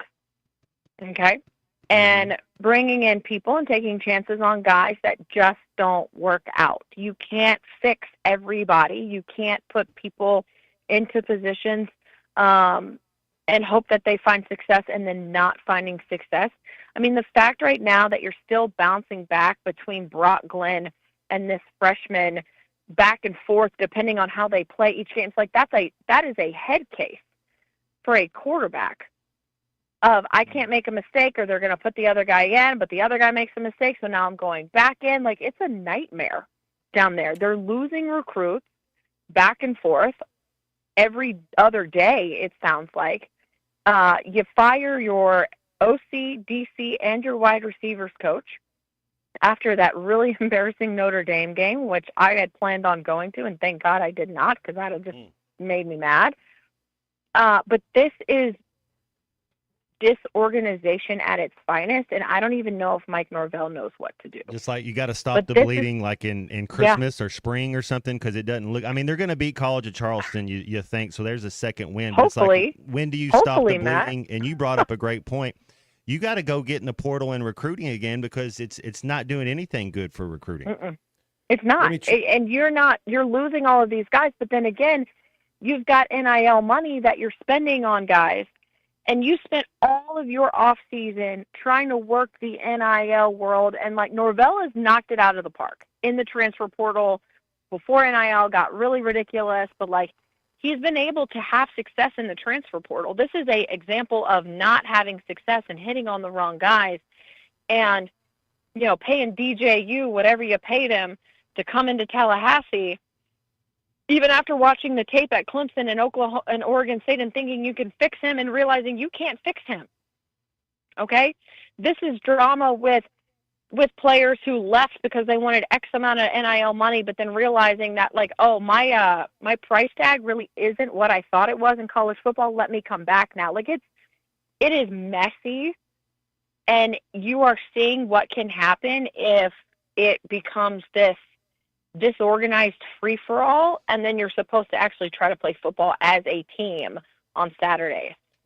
Let's translate this into what Arkansas needs to do in the portal in the offseason. All right. So and maybe not even just about the portal. Do you open up the quarterback competition? Do you I think legitimately, and I've been thinking from the start this year that Taylon Green is viewed as a 2-year project. He'll be good this year. He'll be better next year. But you got to keep Singleton here, and I think there'll be teams that are interested in him. And I do like what I've seen from him. I wouldn't be surprised if he does get some playing time on Saturday, so maybe there's competition at quarterback in spring. But where is it you're putting your NIL dollars? Where are you going to try to focus? Because you were able to rebuild your defense through the portal, and I think they did a great job doing that. Going to have to do the same at some of those positions again. Got to put money in the offensive line. Am I wrong to think this? Because I did it last year. You need tackles again. You need to put, if I'm the SEC and I'm a coach in the SEC, my money is going on the offensive line and the defensive line. Like, we've seen that numerous times. I mean, how many times this season have we talked about the disruptiveness of Ole Miss's defensive front to Arkansas's offense? And like the way that the offensive line for Tennessee, is this, and this. You have to be able to bring guys in here in the trenches. And it has been that way. Really, quite frankly, the league has always been that way, right? And you think then now that money's involved, you got to spend your pretty money on your pretty players, which is, of course, your quarterbacks, your wide receivers, your safeties, those kind of players. But you really need guys in the trenches, because we are seeing that if you don't have an offensive line or a defensive line that can hold off your opponent, you're not going to have success. And so that's what I'm doing. I'm finding the best offensive linemen in the portal, and I'm calling you and I'm saying, let's talk, because that's what you have to do. I think there are going to be some takers when it comes right down to it, because they're all looking for the next thing, and that could be the next thing. Alyssa, we'll leave it there. Thanks for hopping on. Always appreciate you. Have a great week. Thanks, guys. Thanks, Alyssa. It's Alyssa Orange with those Pig Trail Nation every Tuesday on Halftime. Get with us, 877-377-6963. Halftime is right back after this. You're bleeding, man. I ain't got time to bleed. This is Halftime. You can now download our new app in the iTunes or Google Play Store. Listen anytime and anywhere on your favorite mobile device. Just search Hit That Line now. Bet Saracen is Arkansas's #1 mobile app for placing sports wagers. There's big news in the mobile sports betting business. Bet Saracen was just named the 15th largest sports book in America. That's because Arkansans like to do business with a winner. Find all your winners on Bet Saracen. Download it today and look for my R prop bet specials. I pick them, you win them. Bet Saracen is Arkansas's favorite sports wagering app. Gambling problem? Call 800-522-4700. I'm at the movies, asking people if they'll switch seats with me for $574. Here, take mine. So what about $574 if you switch your home insurance to Allstate? Too much work. Not if you call them. They handle the switching. Now, that's a plot twist. Shh. Check Allstate first, and you could save hundreds on quality home insurance today. You're in good hands with Allstate. Not available in every state. Based on the national average annual savings for new home insurance customers surveyed in 2023 who switched to Allstate and reported savings. Savings vary. This is Halftime.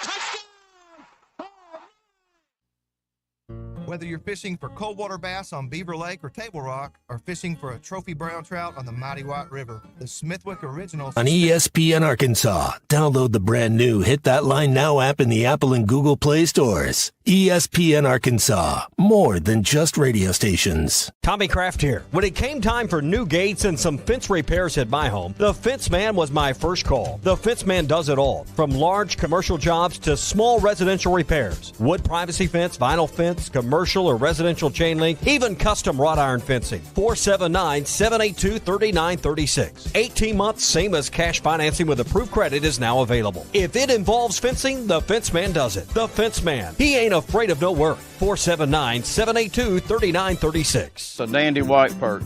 Big old slab. C'est bon, sacalé. One beautiful crappie. It's a paper mouse. Some serious crappie. Nice speck. We got crappies. They might go by different names, but all prefer the same thing. Bobby Garland, America's favorite, white perch, slab, sockeye, papermouth, crappie, speck, crappie baits. I call it dinner. BetOnline is the world's most trusted betting platform and your number one source for online betting. From the earliest odds to in-game live betting, BetOnline provides you with all the action and the ability to watch the games as they happen. With the largest selection of odds on everything from football, NBA, and college basketball, NHL to UFC and MMA. Head to BetOnline today to get in on the action with America's most trusted site for online wagering. BetOnline, the game starts here. Hey, ESPN 96.3 and hitthatline.com. Have you been to Swark Liquor? Trey Gentry and his team have a phenomenal spot. It's the first liquor stop in Arkansas for our Dallas and Texas fans traveling up to the hill. So if you're heading to Fayetteville, the lake, a cabin weekend, hunting, fishing, or any other activity you need your favorite drink, stop by Swark Liquor. And check out their apparel too. You'll want to wear it. Swark Liquor, 864 East Collin Ray Drive in DeQueen, Arkansas. Swark Liquor, we promise to keep them cold for you. Hey everybody, this is Tyson Van. Dad, tell everyone about your job at Mike Jr.'s Mobile Wash. Power washing, son. I've been working in the business for over 15 years, all over the River Valley and Northwest Arkansas, residential or commercial. At Mike Jr.'s Mobile Wash, our cleaning services include exterior home, fence, driveways, walkways, gutters, pool deck cleansing, and more. Call my dad at 479-763-5561. Mike Jr.'s Mobile Wash. One call, cleans it all. Now offering CP4 solutions for both Chevy and Ford. Your home for every Razorback football, basketball, and baseball game. ESPN 95.3.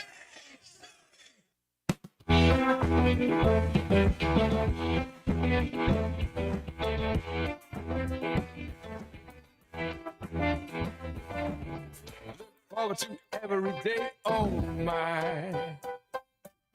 Some days I just need to try. Sometimes it's every day, oh my.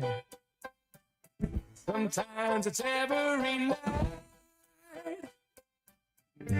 I can be irascible or proud. Then we can be predictable.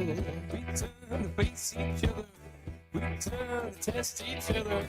But we lean against each other. Welcome back to Halftime with Phil Elson and Matt Jones. Got a question or comment for the guys? Call or text 877-377-6963. Let's get back to the show with the voice of Arkansas Razorback baseball, Phil Elson, and Razorback football legend Matt Jones. Back on Halftime, Phil Elson, Matt Jones, Christian Johnston with you. We are on the back end of the show here, and on a Tuesday, we started this a couple weeks ago. Let's do it Fugazi Fugazi. It's all a Fugazi. You know what Fugazi is? Yeah, I know what a Fugazi is. Fugazi, it's a fake. It's not like this in real life. How do you know it's a Fugazi? I am telling you right now, that back there is not real. Fairy dust. It doesn't exist. It's never landed. It is no matter. It's not on the elemental chart. It's not real. Because that's a Fugazi. All right? Yeah, Fugazi, Fugazi. It's a Fugazi. It's a Wazi, it's a Woozy, it's a... I looked at it for 2 seconds. It's a fake. All right, so Fugazi is an idea of something that's fake, something that some folks think is real but isn't really real. And the word bias gets thrown around a lot when it comes to the sport of college football and how rankings are taken care of. And there's the idea that there is an SEC bias on the committee, but it's like, you know, these are people that are spending so much time watching football games. They're not just going by strength of schedule. They're not just going by looking at statistics. The way that I'm looking at that, I don't watch all these football games that all of these committee members watch. They're watching, in some cases, 8 games a day. It'll take them, as you fast forward through things, they don't have to worry about the commercials. It'll take them, 50 minutes to watch one game. So they're watching all the games they have to watch. With that in mind, if it's just like looking at who's on the committee, there's only one person that's on this committee that is actually currently a sitting member of an SEC organization, and it's Hunter Yurachek. So, otherwise, you got athletic directors at Michigan, at Virginia, you get former head coaches Gary Pinkel is on the committee. Now, he was obviously a former SEC coach. He spent more time in the Big 12. I just don't believe that there is, in the minds of these people, we're going to look at the SEC because we are who we are, because we have this bias towards this league that really doesn't play the best football in the conference in the country. It's just that everybody else says that they do, because these are all these national champions that have won over the last 10, 12 years. No, these are professionals. These are professionals who have watched a million games of football over the course of their lives. I do kind of trust their judgment in these cases. I'm not here to say that there isn't some kind of bias in their brains. I just don't think it's, we're going to get all the SEC teams in that we're going to get. I think they're watching and know what they're watching. So I think a little bit of the SEC bias is somewhat fugazi. Matt, what do you got? I like it. Well, we touched on it a little bit yesterday. It's something that people in the world, you think it's a real thing, and it's not real. It's a moissanite. It is a fugazi. That's the sport of boxing. And whatever that was, that exhibition bout that we watched, was that Friday. There's more stuff coming out, how Tyson wasn't allowed to throw certain punches and just because he didn't throw a single uppercut. You start looking at the fight and seeing what he did and what he didn't do. There's just a lot. It's like, you tell me to believe you. And they made 4 times. So whatever any boxing match was this calendar year, that had 4 times as much money bet on it as any. So they made their most money, and they did what they set out to do, but they keep tricking the American public. It's not real. The sport of boxing is definitely a setup, and that was whatever that Tyson Jake Paul thing was. That was an exhibition. That was a YouTube stream. That was whatever you want to say, but that was not a real boxing match. The fights leading up to it were real boxing. It was, but what I heard, and I saw that fight you're talking about, the girl that could put Copenhagen in her eye after the fight, she actually won the fight. I agree. That's what I mean. So the fight that was like real before that, the girl beats and they don't do. So it's just man, it's a funny world. It's a boxing tradition. It really is. There's been a lot of fights like that where you think this is a clear-cut winner, and it's not so clear-cut. And again, so this is also, if I'm looking at the committee and saying, well, these are humans who've watched a million football games, and they can't be biased towards the SEC because only one of them actually works in the SEC. Is there bias for judges sitting next to a boxing ring? And I think a lot of boxing fans throughout the ages, going over the last century and a half, would say, yes, there is. And it's usually towards the champion. And it was in this case, too. Taylor was the champion. Serrano was. I thought, to me, it was clear-cut. I thought it was clear-cut. Serrano should have won. But maybe sometimes it's, in the judge's eyes, you to do more to beat a champion. But I 100% agree with you. And was that good for boxing? Was that spectacle that we saw on Friday good for boxing? It can't be good for boxing if the person who is at the top of the card here in Jake Paul calls himself the face of boxing, and he literally has never faced a boxer in his prime. A real boxer in his prime. I think the one time he did, he lost. This is not the face of boxing. This is the face of Jake Paul. He is the face of himself. He is kind of the face of a generation. A little bit like Pepsi, potentially. And they love him for that. But I want to see what happens when he steps into the ring with a legitimate contender. I just don't think it'll be very pretty for him. So will it ever happen? That's the next question. Is boxing fugazi, or is it just that Paul, who is, look, I mean, the guy looks like he's a badass. I'm not going to try to take that away from him, but is he a legitimate boxing contender? You can't be the face of boxing if you're not going to be a champion at some point. He's never going to be a champion. Whatever his weight class is, I would bet, I would wager, whatever, that the top, because, they might take a dive, but little Jerry Seinfeld takes a dive for no one. But whoever the top 20 boxers are in his weight class, it wouldn't make it out of the second round. And that doesn't mean Jake Paul is not a G. I mean, he's sure he's got it, but no, he's not a professional boxer. And, the America, the companies, they do this. It'll happen again in about 5 years. You think back to Floyd Mayweather and Conor McGregor. That was kind of a set. It wasn't as bad as this, But that was the same type of deal. Everybody's anticipating it, can't wait to watch it, and all this stuff. We all knew what was going to happen. Same thing with this one. So you remember when Dr. J and Kareem played their one-on-one game? I think they were still in their 40s at that point, so the guys could still have some athletic ability in their 40s. At this point, a little bit different. But like, who could Tyson get in the ring with that would actually get? It would make you think, maybe this is legitimate. He and Holyfield could get back in the ring at some point, right? Why not? If he's fighting at 57, go find another 57-year-old if you got to get in there. I don't want to watch him fight again, but that would be the equivalent. If Paul has to face a real boxer at some point, then get the old person to fight another old person in the ring.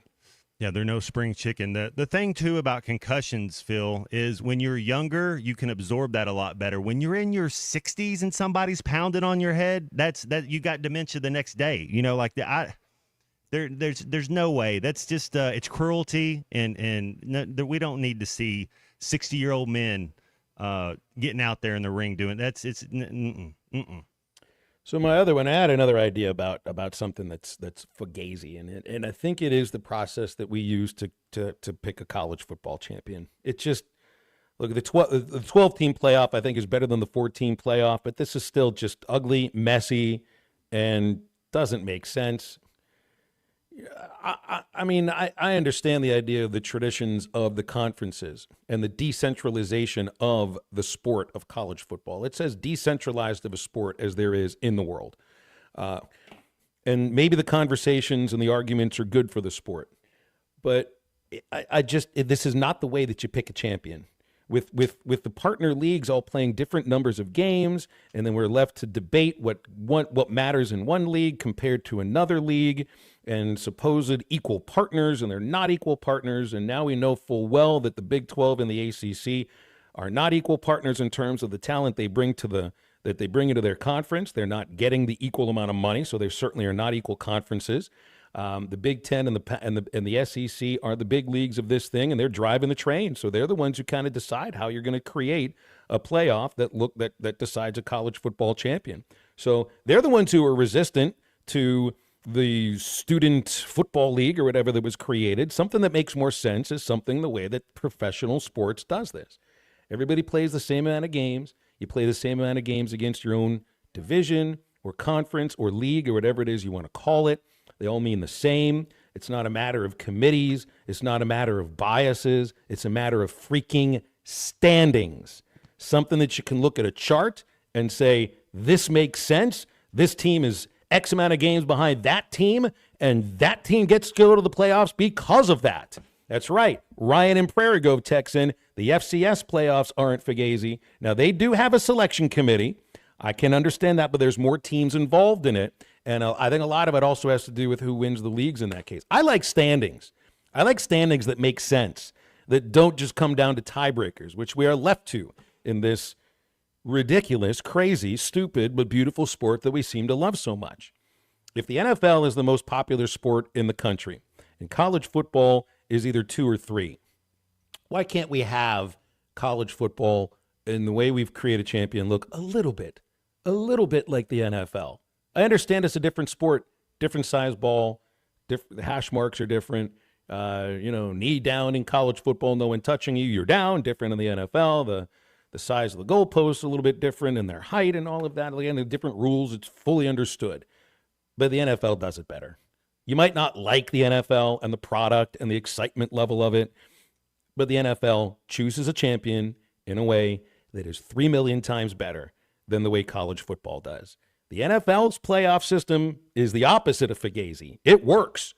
The way the college football does it is completely fugazi, and we're going to have to figure it all out again in another year or so. So I just can't imagine that that's going to change very much. All right.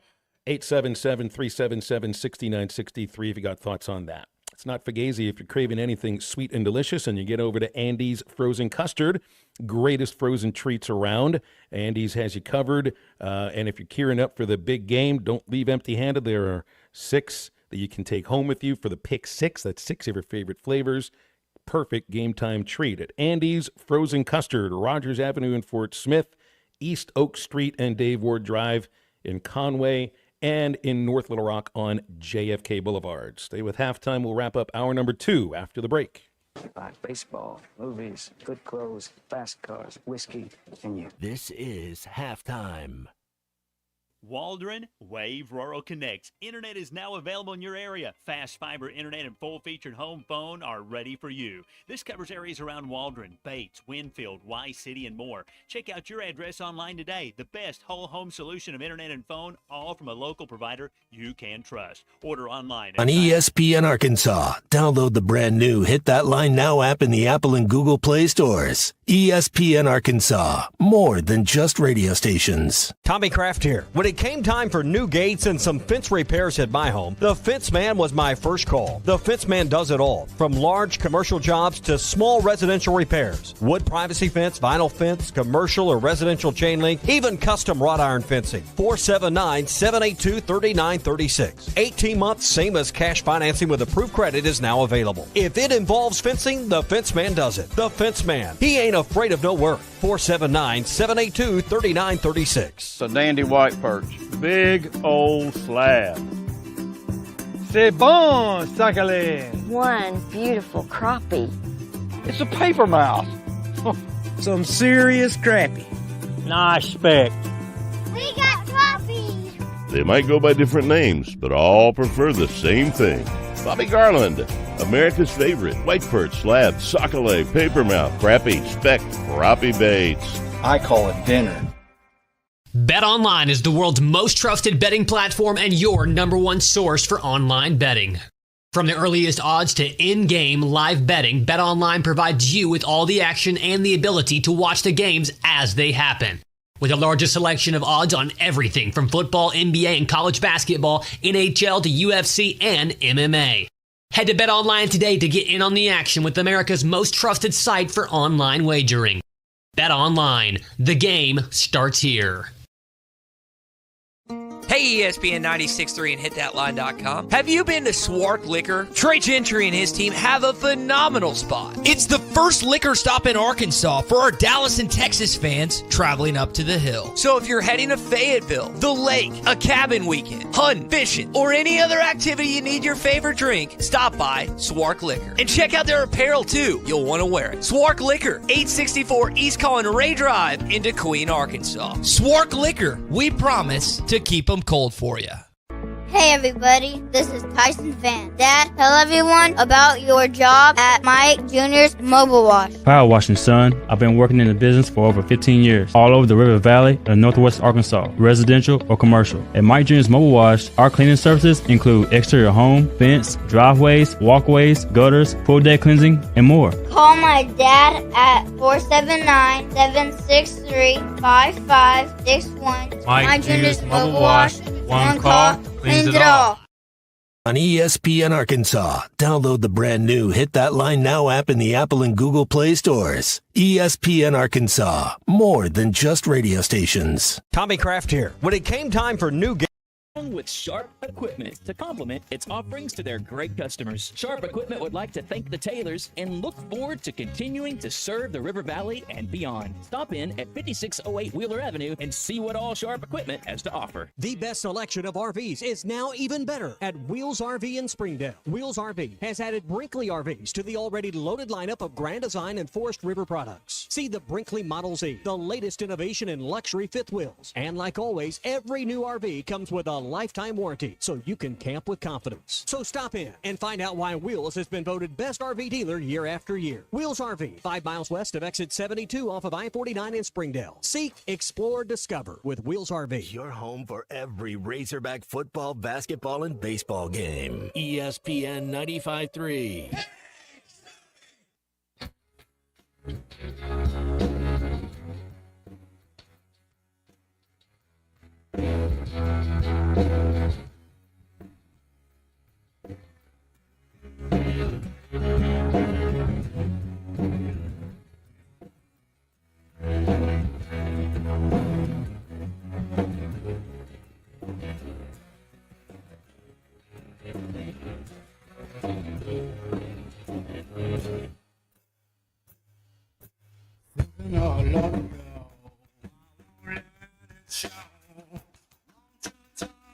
Touch me, I won't let it go. Now I stand I feel from my home. Reach me, all let it go. Welcome back into Halftime Live from the Crabtree RV Studios. Crabtree RV Center in Alma, where we make your dreams come true.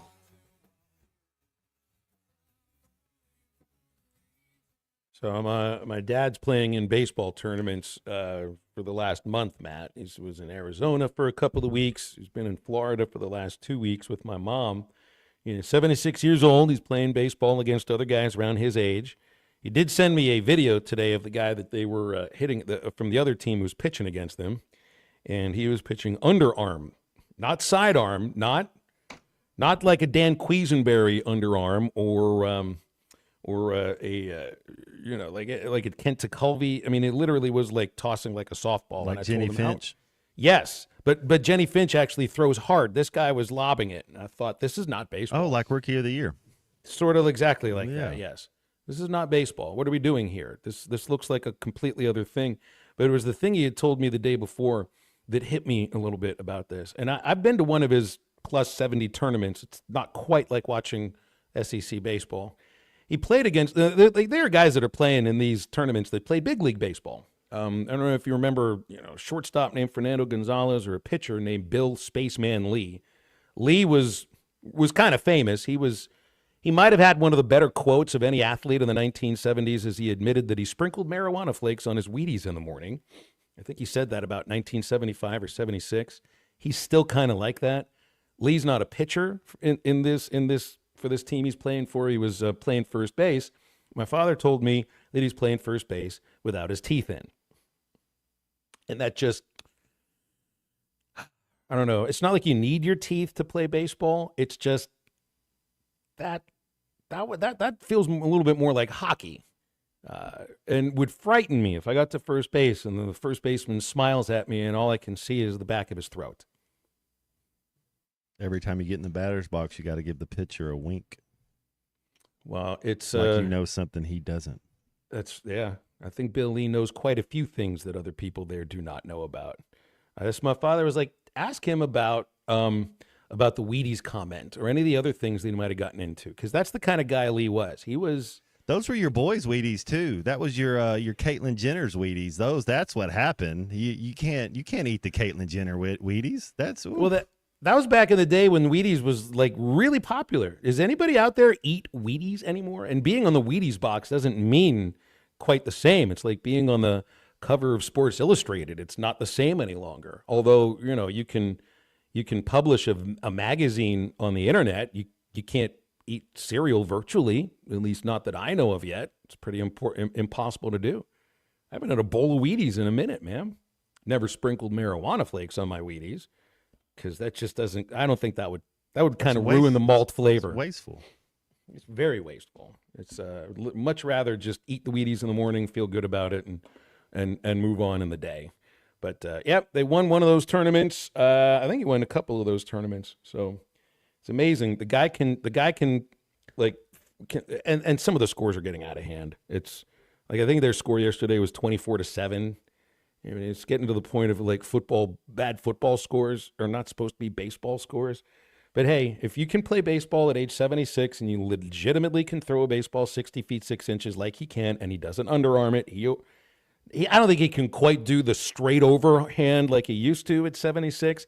More like 3/4-ish. Gravity really does work in that case. And keep playing until you can't play anymore. And unless you're in Florida State, because I promise you, Florida State's baseball team will score more runs than this football team had points of the season.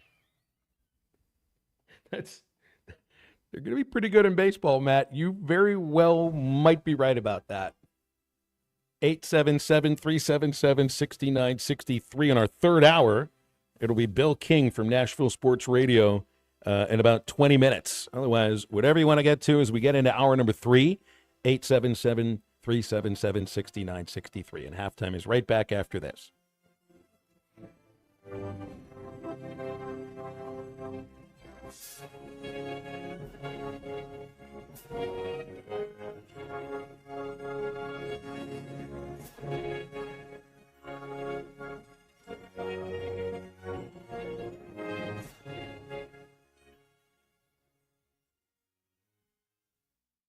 Hi, this is Lindsay White with White Office Machines. For over 90 years, my family's been serving the greater Fort Smith region with the image industry's newest technologies, as well as providing superior customer service through long-term business relationships. As the area's only authorized Kyocera document solutions dealer, White Office Machines provides the best value with high-speed copiers and the latest multifunction printers. Stop by our office in downtown Fort Smith or in Russellville. Follow us on Facebook or go to whiteoffice.com. White Office Machines since 1929. Waldron Wave Rural Connect. Internet is now available in your area. Fast fiber internet and full-featured home phone are ready for you. This covers areas around Waldron, Bates, Winfield, Y-City, and more. Check out your address online today. The best whole home solution of internet and phone, all from a local provider you can trust. Order online at signup.waveruralconnect.com or call 1-833-492-8372. Arkansas Valley Electric and Wave Rural Connect, changing the communities we serve.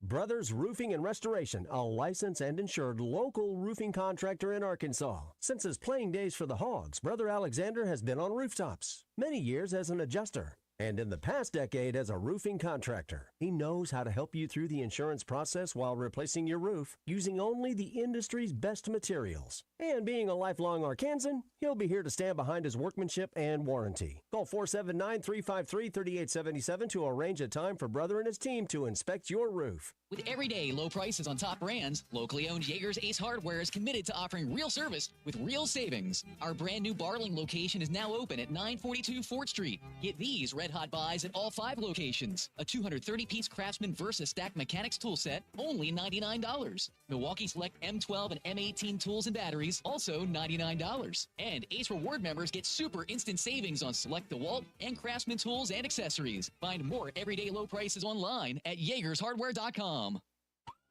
The best things never change, they just get better. Like Hardee's Original Bag, just $6.99. Choose from juicy charbroiled double cheeseburgers, melty hot ham and cheeses, or hand-breaded chicken tender wraps. 2 full-size favorites plus fries and a drink, all just $6.99. There's no skimping in this bag. No junior burgers or tiny nuggies, just full-size goodness for big-time value. The $6.99 Original Bag, only at Hardee's. These items only, tax not included. Price and participation may vary. ESPN Arkansas weather. For today, plenty of sunshine, a high this afternoon in the upper 60s to low 70s. Clear skies, upper 30s to low 40s overnight, and then sunny and cooler for Wednesday, a high in the middle to upper 50s. We're going to hang on to the mid to upper 50s again Thursday. I'm Sally Russell with your forecast on ESPN Arkansas. The weather is brought to you by Forest Green Incorporated, committed to setting the standard of excellence since 1936. You're listening to ESPN 95.3, KERX Paris Fort Smith. You sound like a participation trophy, Dad. Coming to you live from the Crabtree RV Center studios. Broadcasting on ESPN Arkansas and streaming on hitthatline.com. We got a good one tonight. You got a team in here that would respect it.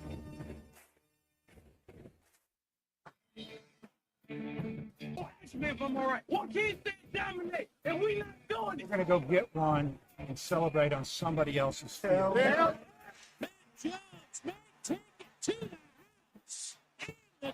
Both said you had very motivational words at halftime. It's halftime with Bill Olson and Matt Jones. From the bottom of my toes to the top of my head. My heart, dog. Let's go, man. The angles were so bad we showed them at halftime. What ain't but one racerback? Like, what in the world were we thinking? It's vintage Matt Jones. 1, 2, 3. Turn it. Call or text 877-377-6963. Now, here's Phil Olson and Matt Jones.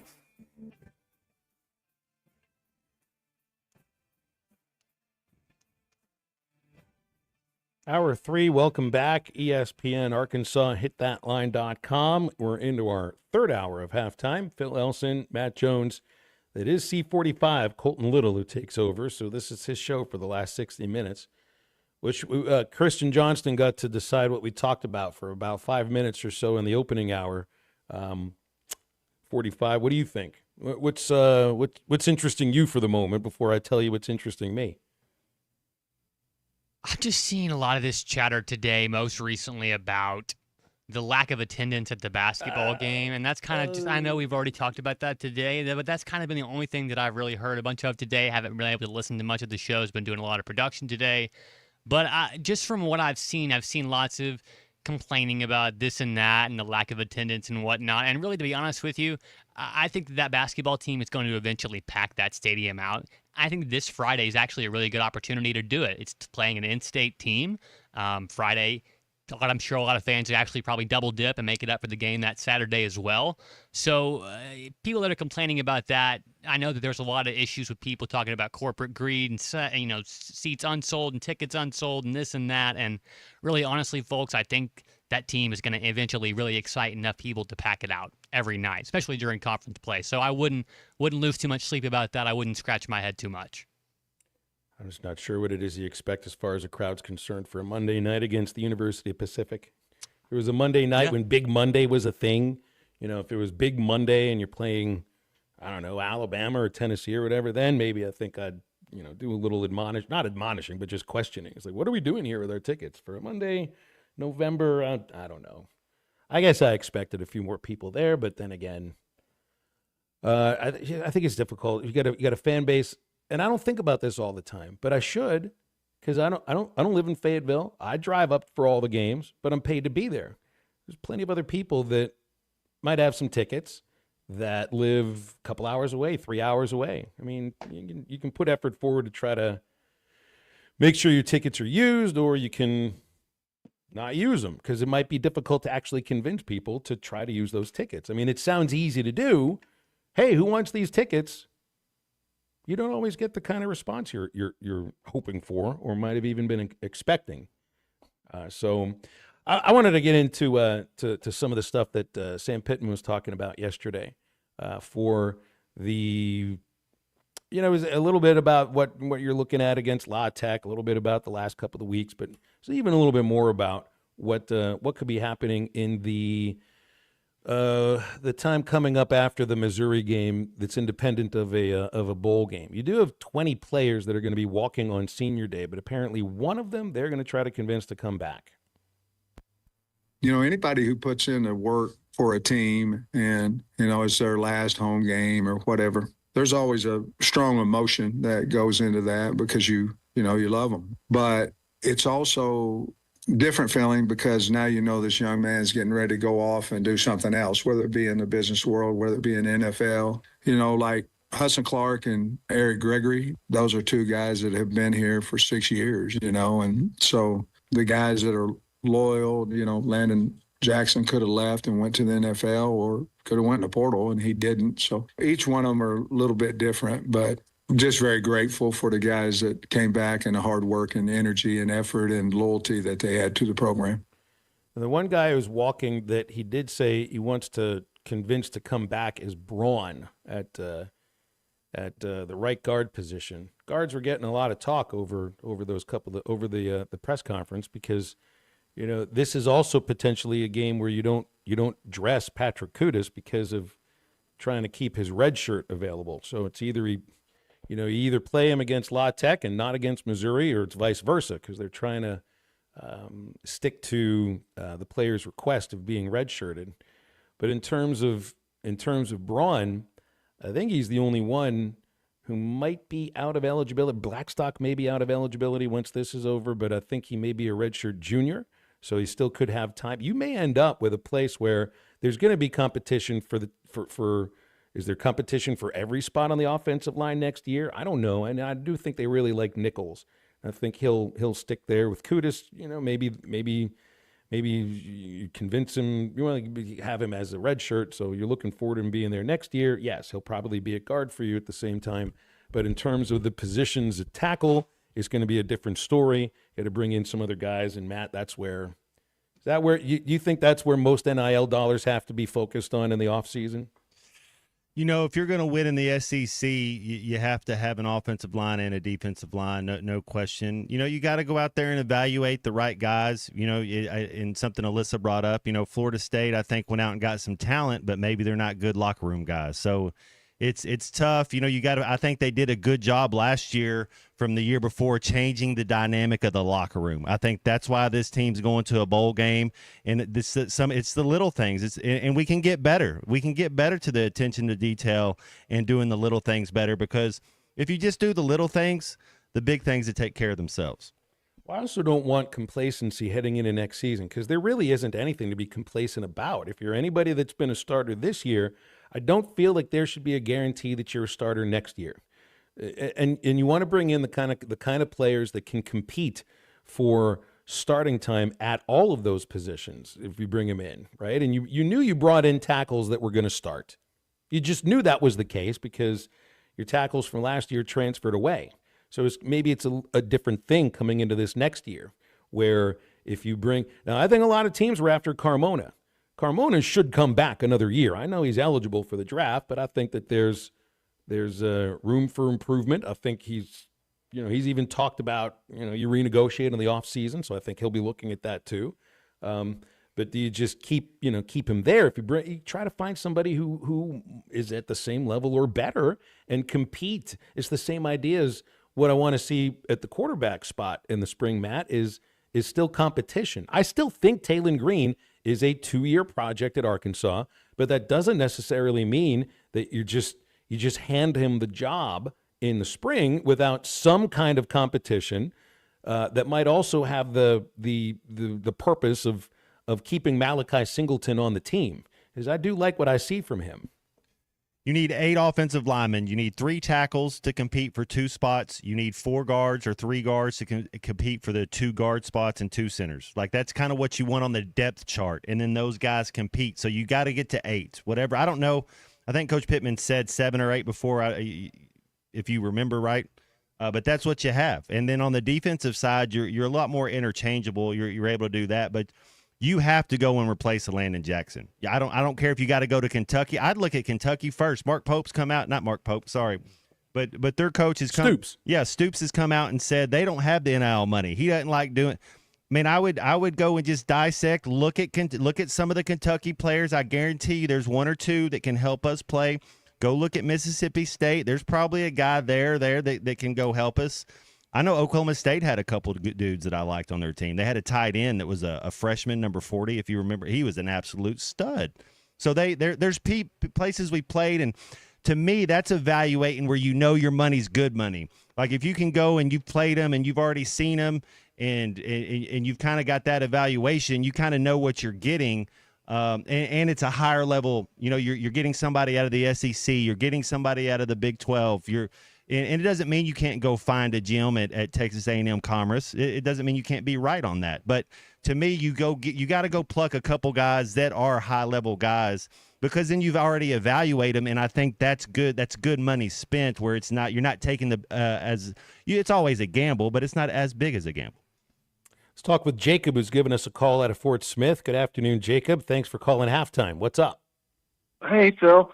I had a question kind of for Matt, since he kind of comes from a coaching family. Sure.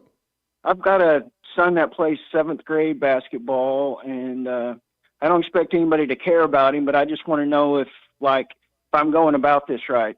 He had his first game last night. He didn't have a very good game. He got number 13. I don't know. He's a 7th grader. He's superstitious. He's superstitious. Everything gets to him mentally. He's kind of like that in golf too, and everything. If I don't know, he's not too happy about this thing. So, am I overstepping my bounds if I ask about him maybe having a different jersey, or what's the protocol there? Is your kid a starter? Does he start? Yeah, they only have a 7-guy rotation. How much does he practice outside of actual practice? Outside of practice? Yeah. Yeah, well, I mean, he plays, or he practices a lot. He does that in a lot of sports. He usually starts at like the off guard or the point. But I don't know why he got 13, but I don't know. If he thinks it makes a difference, does that matter if I say something? Man, that's up to you. My whole thing is if the player's good enough, he gets whatever number he wants. That's why I'm asking. If he's a top player on the team, yeah. That's why I kind of don't know I'd be doing dribbling drills. I'd be practicing a little bit more. If I wouldn't worry about the number when I'm in 7th grade. I'd be worried about my ball handles. A lot of times it's also a matter of the seniority on the team. You get to choose your number in some cases. They get cases. to choose first. You're right. Yeah, if he's on the team in a year, my guess is he'd get a chance to choose whatever number. Well, I wouldn't say whatever number he wants, but it would be not 13. Go out there and play hard, play well, and who knows, Dan Marino, it might take a liking to you. There's some good guys that are 13. I mean, go out there and make it your own. Thanks, Jacob. Appreciate that. Andy thought that was the most bizarre call he's heard. But hey, Phil, I was 13 when I was up there in my freshman year, and Coach called me in and said, "Hey, we need you to blah blah blah blah blah." And I said, "Yeah, but I gotta be in a single digit." And the next day, I showed up to my locker, and it was single digit was in there, and Coach Dow Loggins traded with me. See, the first word that mattered there was when the coach comes to you and says, "We need." Then I knew I had some type of bargaining right there. Had leverage. He came up and said, "Hey, we need you to take this red shirt off and play." I said, "Well, Coach," and you look back on it now, and it's kind of ridiculous because Gerald Howard was a senior, and this is what I was doing. He was a senior. He was number 5. Well, I was getting 5 next year. I didn't care about what number I was my red shirt year because I was going to get number 5 my next year and be 5, but it didn't. It worked out a different way. Feels like this would be the perfect time to take a break because it's 13 minutes after the top of the hour, and we'll be back with Bill King right after this. But what I do have are a very particular set of skills. This is halftime. 5 seconds to go. Matt, right side. Three-pointer on the way. No good. Qualls with the dunk at the buzzer. It goes and Arkansas wins. It goes and Arkansas wins. Qualls with a 2-hand finish. Arkansas wins the ball game. Listen to every Razorback basketball game right here on ESPN 95.3 and hitthatline.com.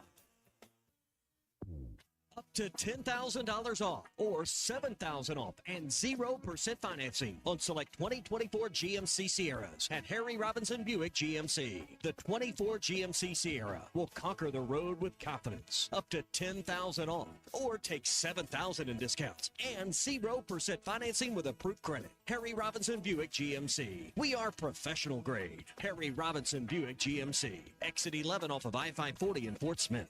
Do you want to do something unconventional this holiday season? Hey, Ty Richardson for Newmeyer's Rib Room and Beer Garden, where they are catering anything that they have on their menu at the Rib Room. Take advantage of incredible ribs, smoked wings, tamales, barbecue, and more. Call them at 479-494-7427. Stop in and see Joe, Linda, and their entire team at 424 Garrison Avenue in downtown Fort Smith. The Newmeyers wish you a very happy Thanksgiving. It's fall cleanup time at Gray Brothers Equipment. From the large M7 Series cab Kubotas to the L2502, the best-selling compact tractor in Arkansas and Oklahoma. Gray Brothers and Kubota will make your fall cleanup a breeze. With great pricing and interest rates as low as 0% for 84 months, they're making fall cleanup enjoyable again at Gray Brothers Equipment in Fort Smith and Poto, where if you pick orange, you'll never get a lemon. Now through 12/31/2024, see us or go to KubotaUSA.com for more information. Witz Marine, your authorized Mercury dealer, is ready to take care of your winterization needs. With cold weather just around the corner, be sure to get your Mercruiser stern drives drained and flushed with antifreeze. For those with outboards, it's a great time to change the oil and service the lower unit. Plus, treat your fuel for a trouble-free next season. Don't get caught this winter. It's also a great time to repower the old boat with a new reliable Mercury engine. That's Witz Marine, your authorized repower center. 823 North 11th next to Wheeler Power Sports in Fort Smith. Let me grab my car keys and we'll roll. Are we still going to that new bar downtown? Yeah, it's supposed to be fun. Lexi, give me driving directions from home to downtown Bar District. Autocorrect. Suggest Uber. Pick up, home. Drop off downtown Bar District. No, I'm driving. Suggest the Metro bus. Departing in 12 minutes. Point taken, Lexi. We'll grab a ride. If you drink, don't drive. Decide to ride. Brought to you in partnership by Anheuser-Busch, Mothers Against Drunk Driving, and Uber. Did your spouse move out and take the Christmas decorations with her? Mock Legal Solutions is here to help with your divorce and your decorations. On Friday, November 22nd, ESPN Radio will be live all day from our conference room in Fort Smith. Tune in or drop in for the morning rush, halftime, and wrap up the day with the ESPN equivalents of Cousin Eddie, Ruskin, and Zach. Sign up on hitthatline.com to register for our Christmas giveaway. Walmart gift cards and one fully decorated Christmas tree will be given away. Mock Legal Solutions, real advice, reasonable price. You serious, Clark? Brothers Roofing and Restoration, a licensed and insured local roofing contractor in Arkansas. Since his playing days for the Hogs, Brother Alexander has been on rooftops, many years as an adjuster, and in the past decade as a roofing contractor. He knows how to help you through the insurance process while replacing your roof using only the industry's best materials. And being a lifelong Arkansan, he'll be here to stand behind his workmanship and warranty. Call 479-353-3877 to arrange a time for Brother and his team to inspect your roof. Your home for every Razorback football, basketball, and baseball game. ESPN 95.3. Just to wait and see. I never be in prison by a faded memory. Just when I think I'm over her, this broken heart will mend. I hear her name and I have to cry. The tears come down again. It happens all the time. This crazy love of mine. Welcome back into Halftime Live from the Crabtree RV Studios. Crabtree RV Center in Alma, where we make your dreams come true. Bill King is with us from Nashville Sports Radio on our hotline right now, hosting on WNSR, 6 to 9 Monday through Friday. That is Nashville Sports Radio, the king of college football talk, and we always appreciate his time on a Thursday. Good afternoon, Bill. How are you? Hey, guys. Doing good. Good, man. So, it's a 12-team playoff really has not simplified things very much. 6 SEC teams are in competition for the SEC championship game and the bids that the SEC will get. You know you will not get 6 teams in. So, I mean, how do you view the 6 teams that I'm talking about? Is there anybody that you think is guaranteed in? Is there somebody that still needs another win potentially to find their way in? I think Georgia's in. I do, and I think they'd prefer not to play in the SEC championship game, which is certainly doable. And I think Tennessee is probably the most wobbly of the 6. They have a good win over Alabama. They have a loss to Arkansas, which is not a bad loss. It's certainly a better loss than Ole Miss losing to Kentucky. But I think they're the most wobbly. Now, they've got UTEP and then Vanderbilt. But I think if there's anybody that's just literally straddling the line, it would probably be Tennessee. And what they're, at least in a metaphorical way, so to speak, I think we're getting 4-4 SEC Big Ten, Notre Dame, and then group of 5, and then 1 Big 12 and 1 ACC. That's what it looks like. I certainly reserve the right that one of those numbers moves around. And if it's the SEC, it's going to move up 1. It's not going to move down 1. Miami, Boise State, which one of those teams are going to make the playoff 12? Well, I don't trust Miami right now. I think SMU is better than them? That's arguable. But Miami does have a historical fade, even in some of the rare good seasons that we have gotten since 2001. I'd probably go Boise State right now. If you asked me and you said I'm going to make you guarantee. Okay, but who would win a game then? So independent of who makes it, would Miami actually be able to win a game in this? Which one of the non-SEC Big Ten teams actually would have the best chance, you think? I mean, you're talking Colorado, BYU, talking Miami, potentially Clemson or SMU, and then Notre Dame. I mean, maybe it'd be Notre Dame, right? No question. It's Notre Dame. Notre Dame's better than all those teams. They're both sides of the line of scrimmage are better. They're deep. Now, their offensive line's beat up. and they're really special at running back. They're decent at receiver. Riley Leonard's, they're all kind of meshing better right now, but Notre Dame easily in that group.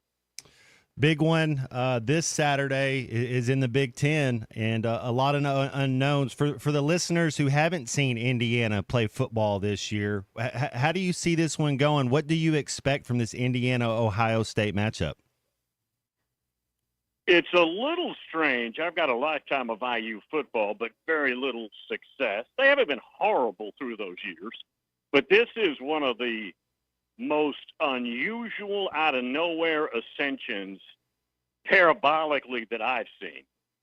And I don't care whether they haven't played anybody or not. They're taking care of business, and that's not easy to do.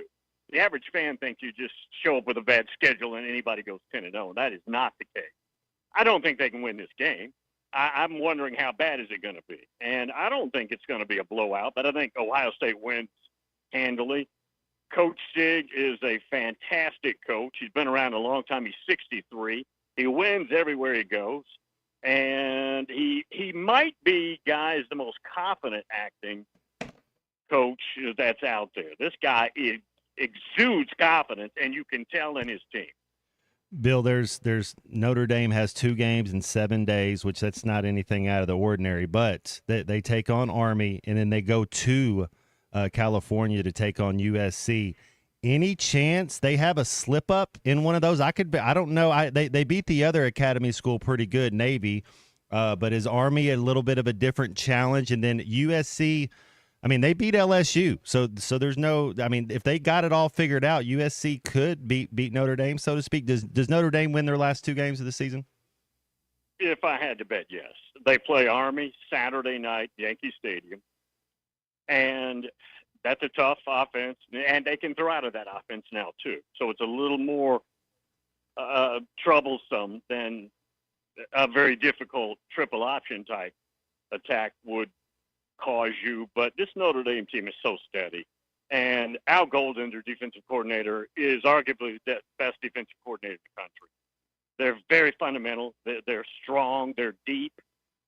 And they've got a really good secondary, even though their All-American Benjamin Morrison is out with a hip injury, out for forever because he'll turn pro. But I just don't see it. But what do you make of Texas? We got to look at them at Razorback Stadium on Saturday, and it's like I know they put up 49 points against Florida. That was a really beat up Florida defense. Right. You know, they struggled against Arkansas. Ewers did. He made a couple of really good throws.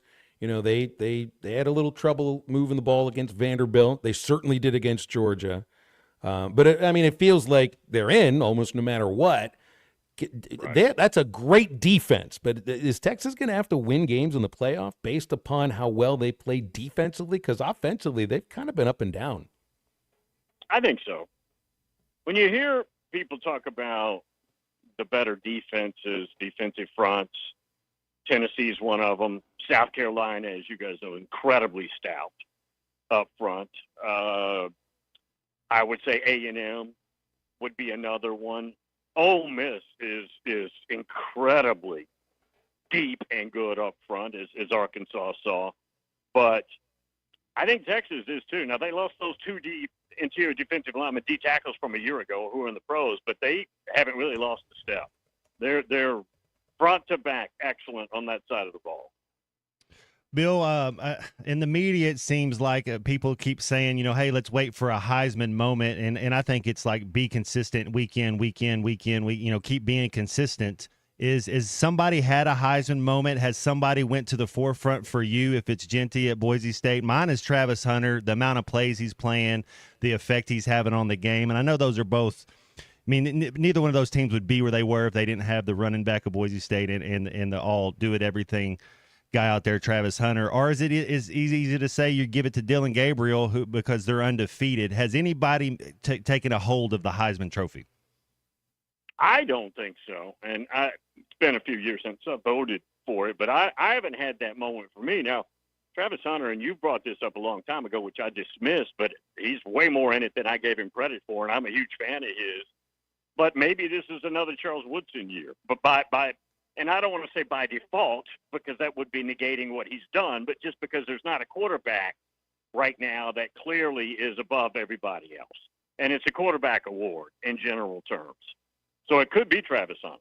That's a good. Nobody's actually taken a hold. Carson Beck fell off. Quinn Ewers missed some games. Nobody stays up to watch Dylan Gabriel. It's. I could see that nobody actually grabbed a hold of it. It might be. I think it could be Travis Hunter's year. It's too bad because a year ago I put some lottery money on him, and maybe I missed it by a year. Ooh, what'd you make of Tom Herman getting? What'd you make of the Tom Herman situation? Get let go at Florida Atlantic. Guy was good at Houston. I mean, he had moments at Texas. I mean, that's that kind of record he had at Texas would be celebrated in a lot of other places, but it didn't work out at Florida Atlantic. And we had somebody wonder if he'd get hired as a head coach somewhere else. I guess you don't go 0-6 in the AAC and get hired as a head coach the next year, but he may be one of the names you're looking at as an offensive coordinator in the offseason. Yes or no? He got $21 million to leave Texas to get fired there, and now he's getting $4 million. Weird story. He did a really good job at Iowa State. Urban Meyer noticed it, hired him. Did a good job there. Got the Houston job, as you mentioned, then the Texas job. But it got weird on the Texas job for many, many reasons. And since then, he's never recovered. And I don't know, he seems like a different guy than the guy that I saw at Iowa State and Ohio State. And I'm not sure what happened. Well, I've got some ideas about that. But I don't know if he's the kind of guy that has to coach. I don't think he needs the money. Yeah. How many words are on your verboten list? The words that are not allowed to be said on the Bill King radio program? That's a good question. I'm guessing 50, but I haven't. I'll have to count. I heard you had one the other day. I heard you had one the other day was Twitter, because now it's X, and you want to call it by what the owner wants it to be called. What about eye test? Could we ever get eye test on the verboten list? Because I'm kind of sick of hearing it. For me, it's just like, okay, watch the game. That's an eye test. Can we throw that on there too? The last one that got on the verboten list was reveal. Whether it's a baby reveal or whether it's revealing a list of playoff teams, that's the last one. But yeah, eye test. Where this all started was a couple things. I think I invented the term sample size. I think that back in the day at Sirius XM. Now, whether I did or not, it's debatable, but I think I did, and it's just been killed. So that was the first one, and the second one is egregious. Have you ever noticed that people that do not have a vocabulary use that term to show that they have a vocabulary? Bugs the heck out of me. So those were the first two. They use that word egregiously, Bill. Yes, I have picked up on that a little bit. There you go. That was an egregious mistake. Did you see that? I got one for you. I think touch grass should probably be on the verboten list because everybody is saying it now. It's just once it's jumped the shark. That one's jumped the shark. Put touch grass on the verboten list. That'll work for me too. I'll send that to you. It's a long list. It may take you days to get through it. Well, 50 words. We'll see how long I can read. Bill, we'll leave it there. Always appreciate you hopping on with us. Thank you. Thanks, Bill. Bill King, Nashville Sports Radio, hosting Monday through Friday WNSR. And when I get that verboten list, I'll count it down for you. It's not verboten to be at Crabtree RV Center in Alma, the dealership that's been serving our listening audience in the River Valley in Northwest Arkansas for going over 7 decades now. You're going to make sure you get the best experience choosing the RV for your family's adventures.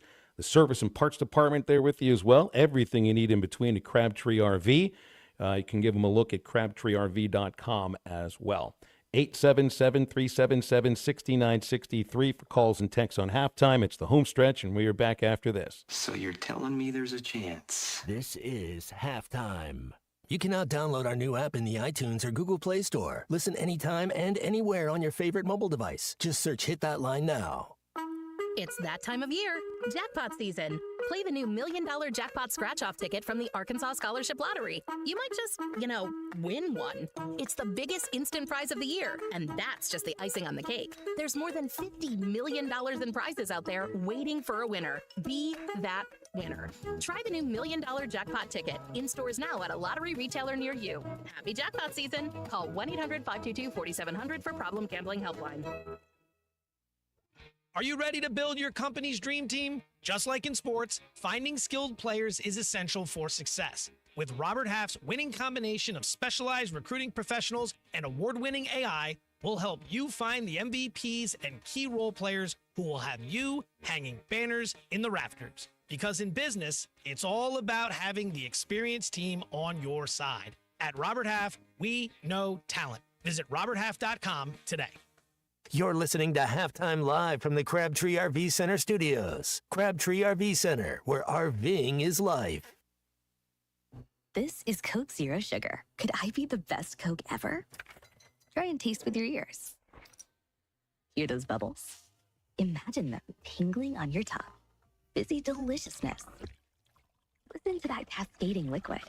A mouth-watering waterfall. Irresistibly tasty. Zero sugar. Crisp, refreshing, and ice cold. Is Coke Zero Sugar the best Coke ever? Try and decide.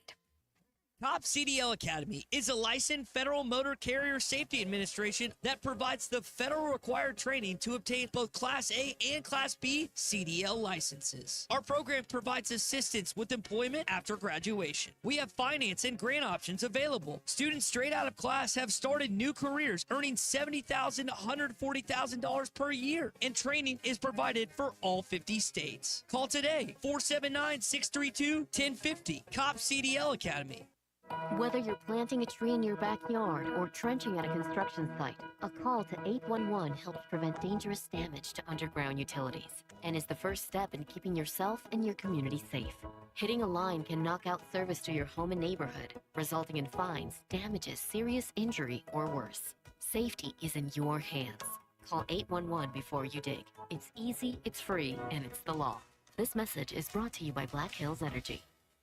Hey, this is Dr. Charlie Liggett at River Valley Smile Center. You may know me as your local dentist, but I'm a giant Hogs, Dolphins, and college baseball fan as well. Listen to me, Phil, and Matt talk about our 3 ups and downs for the weekend every Monday on halftime at 12:15. At River Valley Smile Center, we're a comprehensive dental facility that offers children's dentistry, dental implants, sedation, whitening, and much, much more. Dr. Cole Johnson, Dr. Hannah Cabe, and myself are located at 8309 Phoenix Avenue in Fort Smith. River Valley Smile Center. When you come here, you become family. Greatness doesn't happen overnight. It takes time, focus, and dedication. At Shelter Insurance, we understand that because we put in the hard work and dedication for decades. And that commitment is paid off with award-winning customer service for your auto, home, and life insurance. See Agent Chris Dooley in Fort Smith. Hey, is your roof leaking? Do you have hail or wind damage? Is it just looking old and worn out? If so, you need to call Hoghead Roofing, a family-owned and operated roofing company where the #1 customer is you.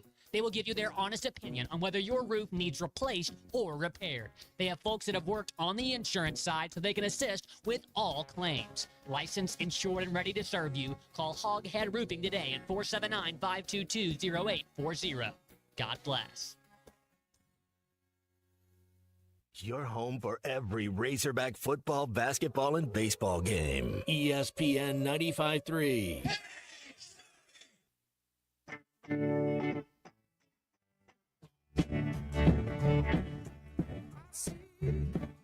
Moon rising. See trouble on the way. See surviving. See town today.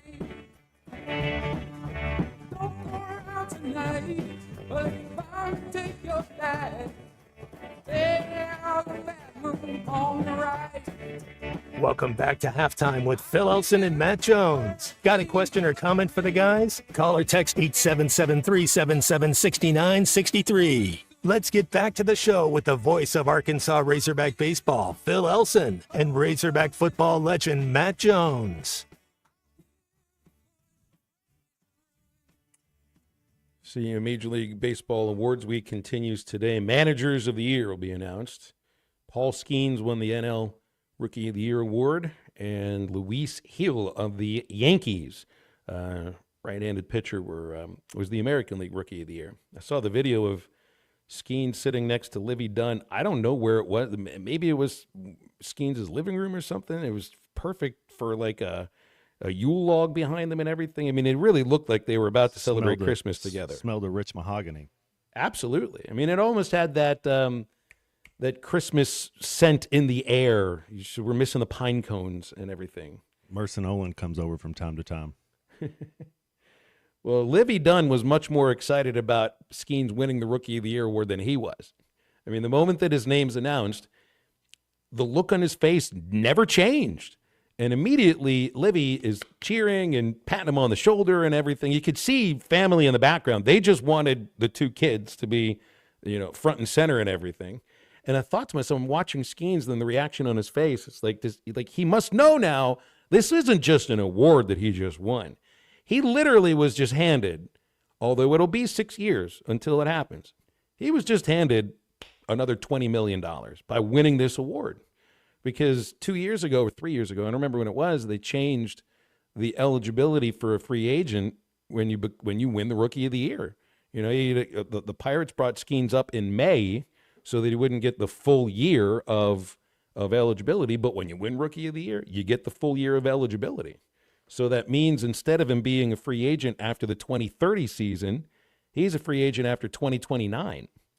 So this really is, because a starting pitcher like him, I'm just assuming he'll be healthy in 5 years and be as better than he was this year when he had the lowest ERA ever for a rookie, that this award is worth, $25 million? Because that's what he'll be making, that or more on the next contract. Heck, he'll be making more than that on the next contract. He'll be making over $30 million a year on the next contract. So that's he can't show the excitement though. Livy knew that she was fired up. I wonder if she realizes how much money he's going to make from that. Jamie's right. He looked like he was about to recite The Night Before Christmas or the Dickens story, Christmas story. He really did look like that. He didn't look like he was an award winner. He just kind of looked like he was being forced to take holiday pictures, which I never enjoyed doing that either. And let's see, Manager of the Year today is interesting because in the American League, they're all from the same division. You get A.J. Hinch from Detroit, Matt Quatraro from the Royals, and Stephen Vogt from Cleveland, all in the same division as the finalists. So in this case, do you go with the team that won the division, which would be Cleveland and Vogt? It's his first year as a manager. It'd be pretty cool to win the award of your first year ever as a manager.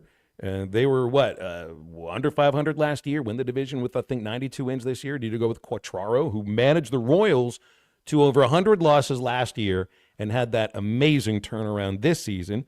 Or do you go with A.J. Hinch with Detroit, who's won a World Series and has been there for 4 years, and no one expected Detroit to make the move that they made?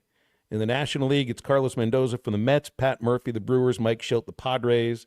Shildt already is a winner of this award with the Cardinals in 2019, and then Mendoza and Murphy are first-time managers. Murphy's someone that is just so interesting because I remember him as the head coach at Notre Dame and Arizona State. You can't say that about, I think, any other manager in Major League Baseball, that he was a college head coach and has gotten to the point where, the Brewers were fine letting Counsell go. I don't think they were going to match the money that the Cubs wanted to pay, but they had a guy in Murphy that was, I think he had coached Counsell in college and takes them to a division championship. And I remember meeting him when I think I was 12 or something. It was at a baseball clinic, and he's the head coach of Notre Dame. He's in Pittsburgh. He's being paid to do it, and he was teaching us, fundamentals and everything. So now he ends up maybe winning a Manager of the Year award. And Skeens may end up, he won't be the Cy Young Award winner, but he's a finalist. So it's kind of cool to be a Rookie of the Year and be a finalist for this as well. Anyway, 877-377-6963 for calls and texts on halftime today. And I've gone to just about everything I was planning on hitting on here. You had Arkansas beating Pacific. People want to talk about the attendance on a day where it was pouring rain, and it's a Monday night against an opponent that nobody, maybe you'd heard of Pacific, maybe you hadn't. Cowboys aren't looking any good. You got pieces of the stadium falling down.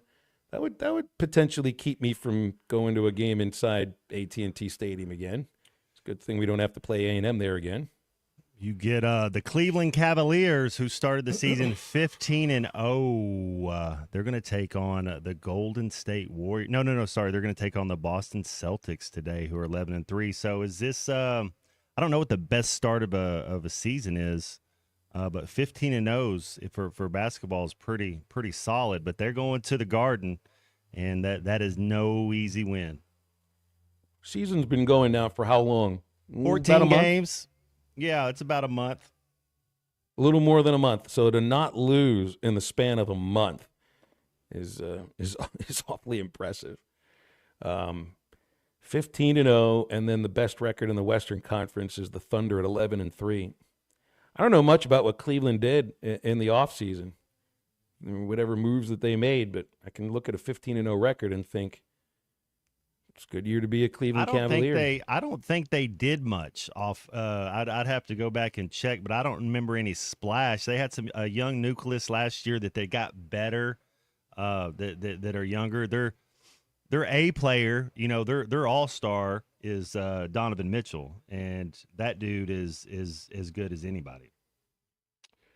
All right, I've made a decision to skip watching the playoff show tonight on ESPN. It's an hour that I think I could spend wisely doing something else potentially. But I'll be looking at this, obviously. And all right, BYU suffers their first loss. They go to 9-1. Do they drop out of the 12 altogether? My guess would be yes. I think they would. If you got Georgia losing to a team that's within the same conference that is in the playoff 12 too, and they drop 9 spots.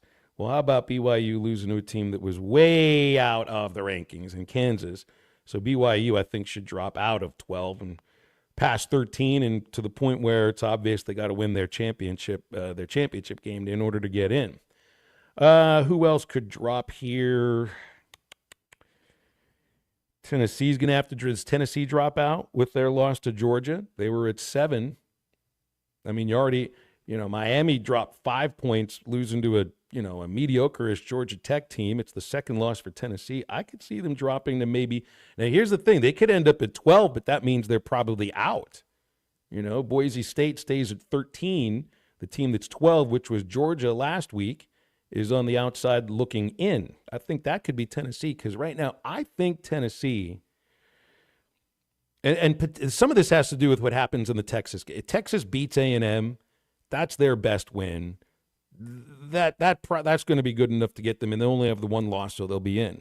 A loss by Texas to A&M leaves them with their best victory is Tennessee.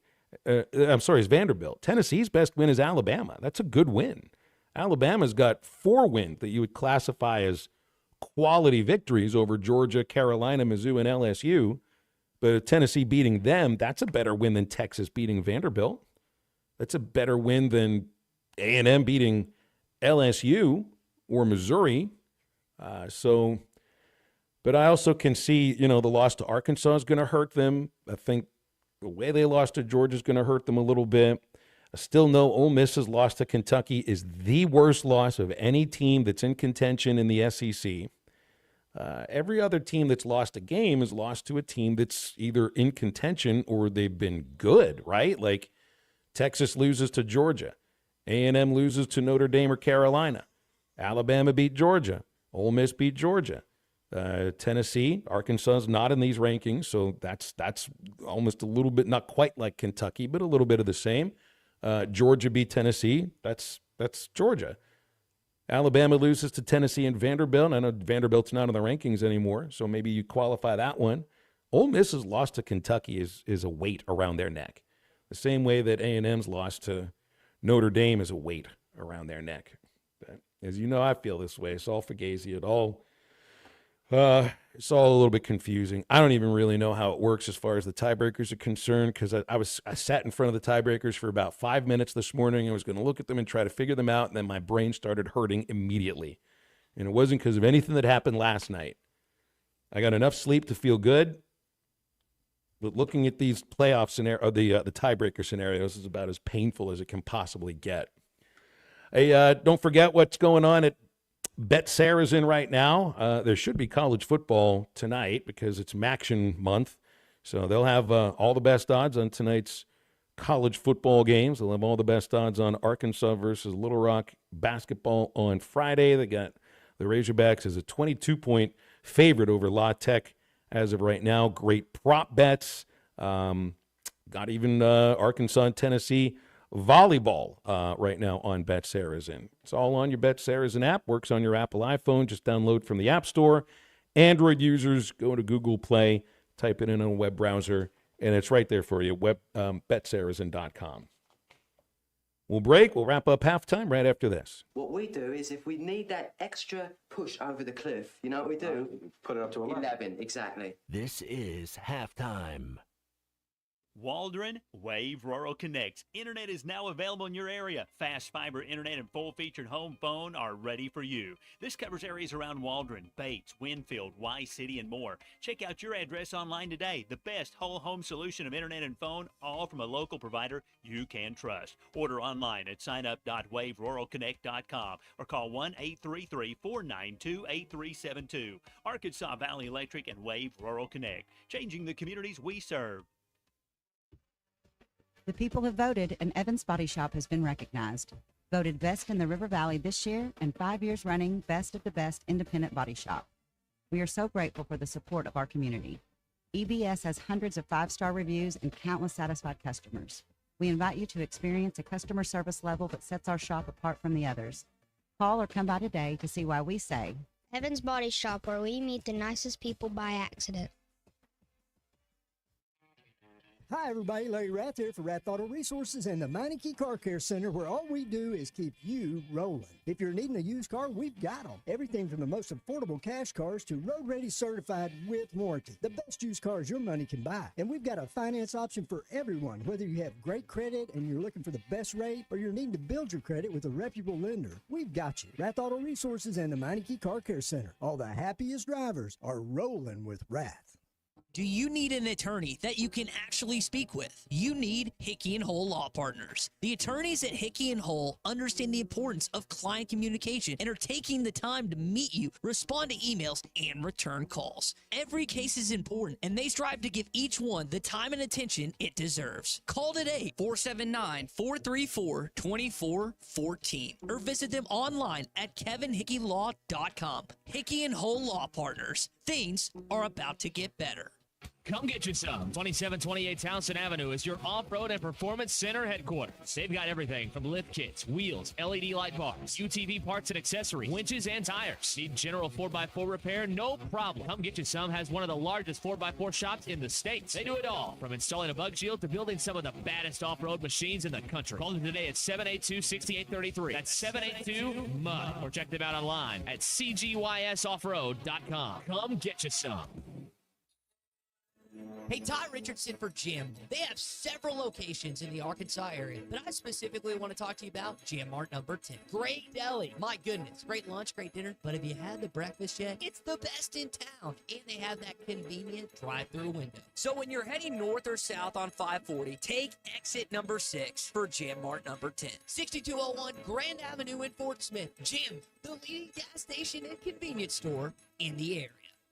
It's the Christmas open house with a big 2-day sale at the Solid Rock. Friday and Saturday, the 22nd and 23rd. Enjoy the festive Christmas atmosphere and enjoy savings throughout the store. Select Caruso shirts for $12, women's devotionals for less than $8, and brand new personalized jewelry. Tons of door prizes and sales, and traditional wassail will be served. Come kick off the Christmas season at the Solid Rock. Located next to Sam's Club on South 74th and Fort Smith, the Solid Rock, serving the River Valley for over 48 years.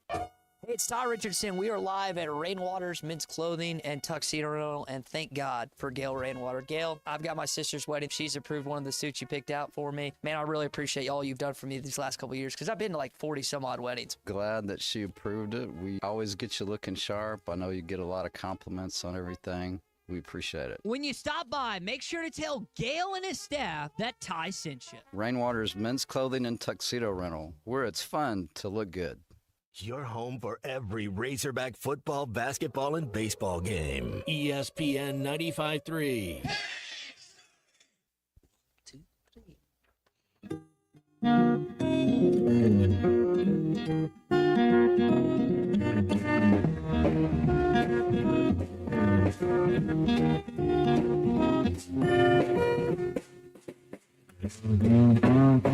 Slow down, you move too fast. You got to make the morning last. Just kicking down the cobblestones, looking for fun and feeling groovy.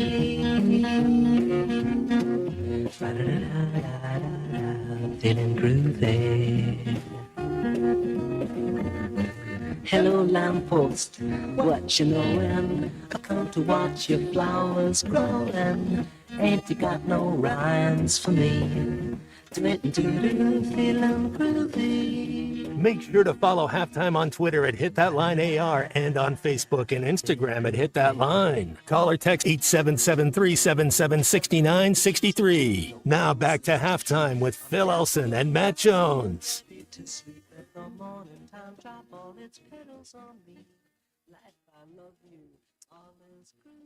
UNLV plays home games inside Allegiant Stadium. They actually have the same suites that they can sell for Raiders games.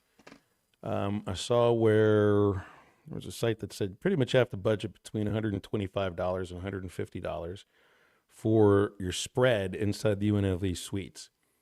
And then yesterday I saw a receipt on X from a suite at a UNLV game.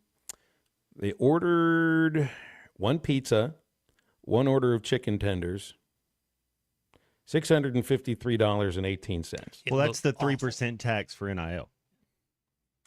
There was a $112.70 administrative charge. Maybe that's partially the NIL. I don't know. The sales tax was just under $51. $653.18 for a pizza and one order of chicken tenders at a college football game. Not even an NFL game, not even an SEC game. It's UNLV football. Coach Odom must be doing pretty well there if they're charging over $650 for a pizza and some chicken tenders. And I would imagine for that kind of money, the food can pay for itself. That's pretty cool, man. That's I wonder if they got a slot machine in the actual stadium because it's Vegas. Of course they do. Of course they do. Of course. Of course. Why wouldn't there's aren't they all over the airports? It's all over the airport. I've only been to Vegas once. And it seemed to me that every building I walked into, there were slot machines. But it's the same thing in, like I lived in Montana for a year, or not a year, 5 months. Everywhere you go, Keno machines, everywhere. Every laundromat. There is no building that is just a laundromat in the state of Montana. It's always laundromat, Keno at the same time. And there was the one place that in Montana that did the laundromat and soup and sandwich.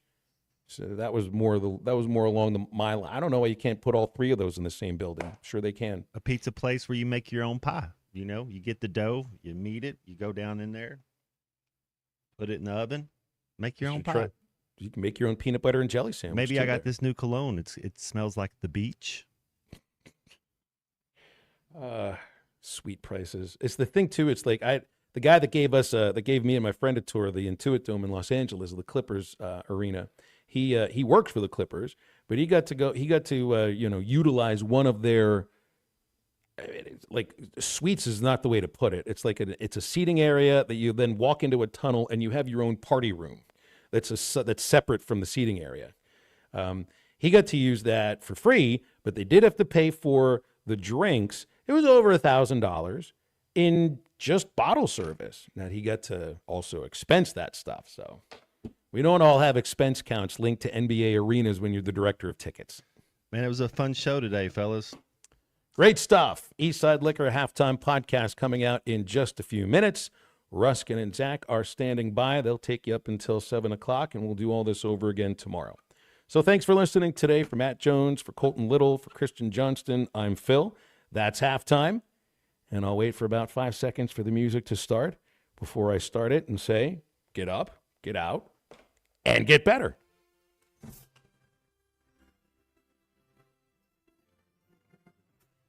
Hit the post.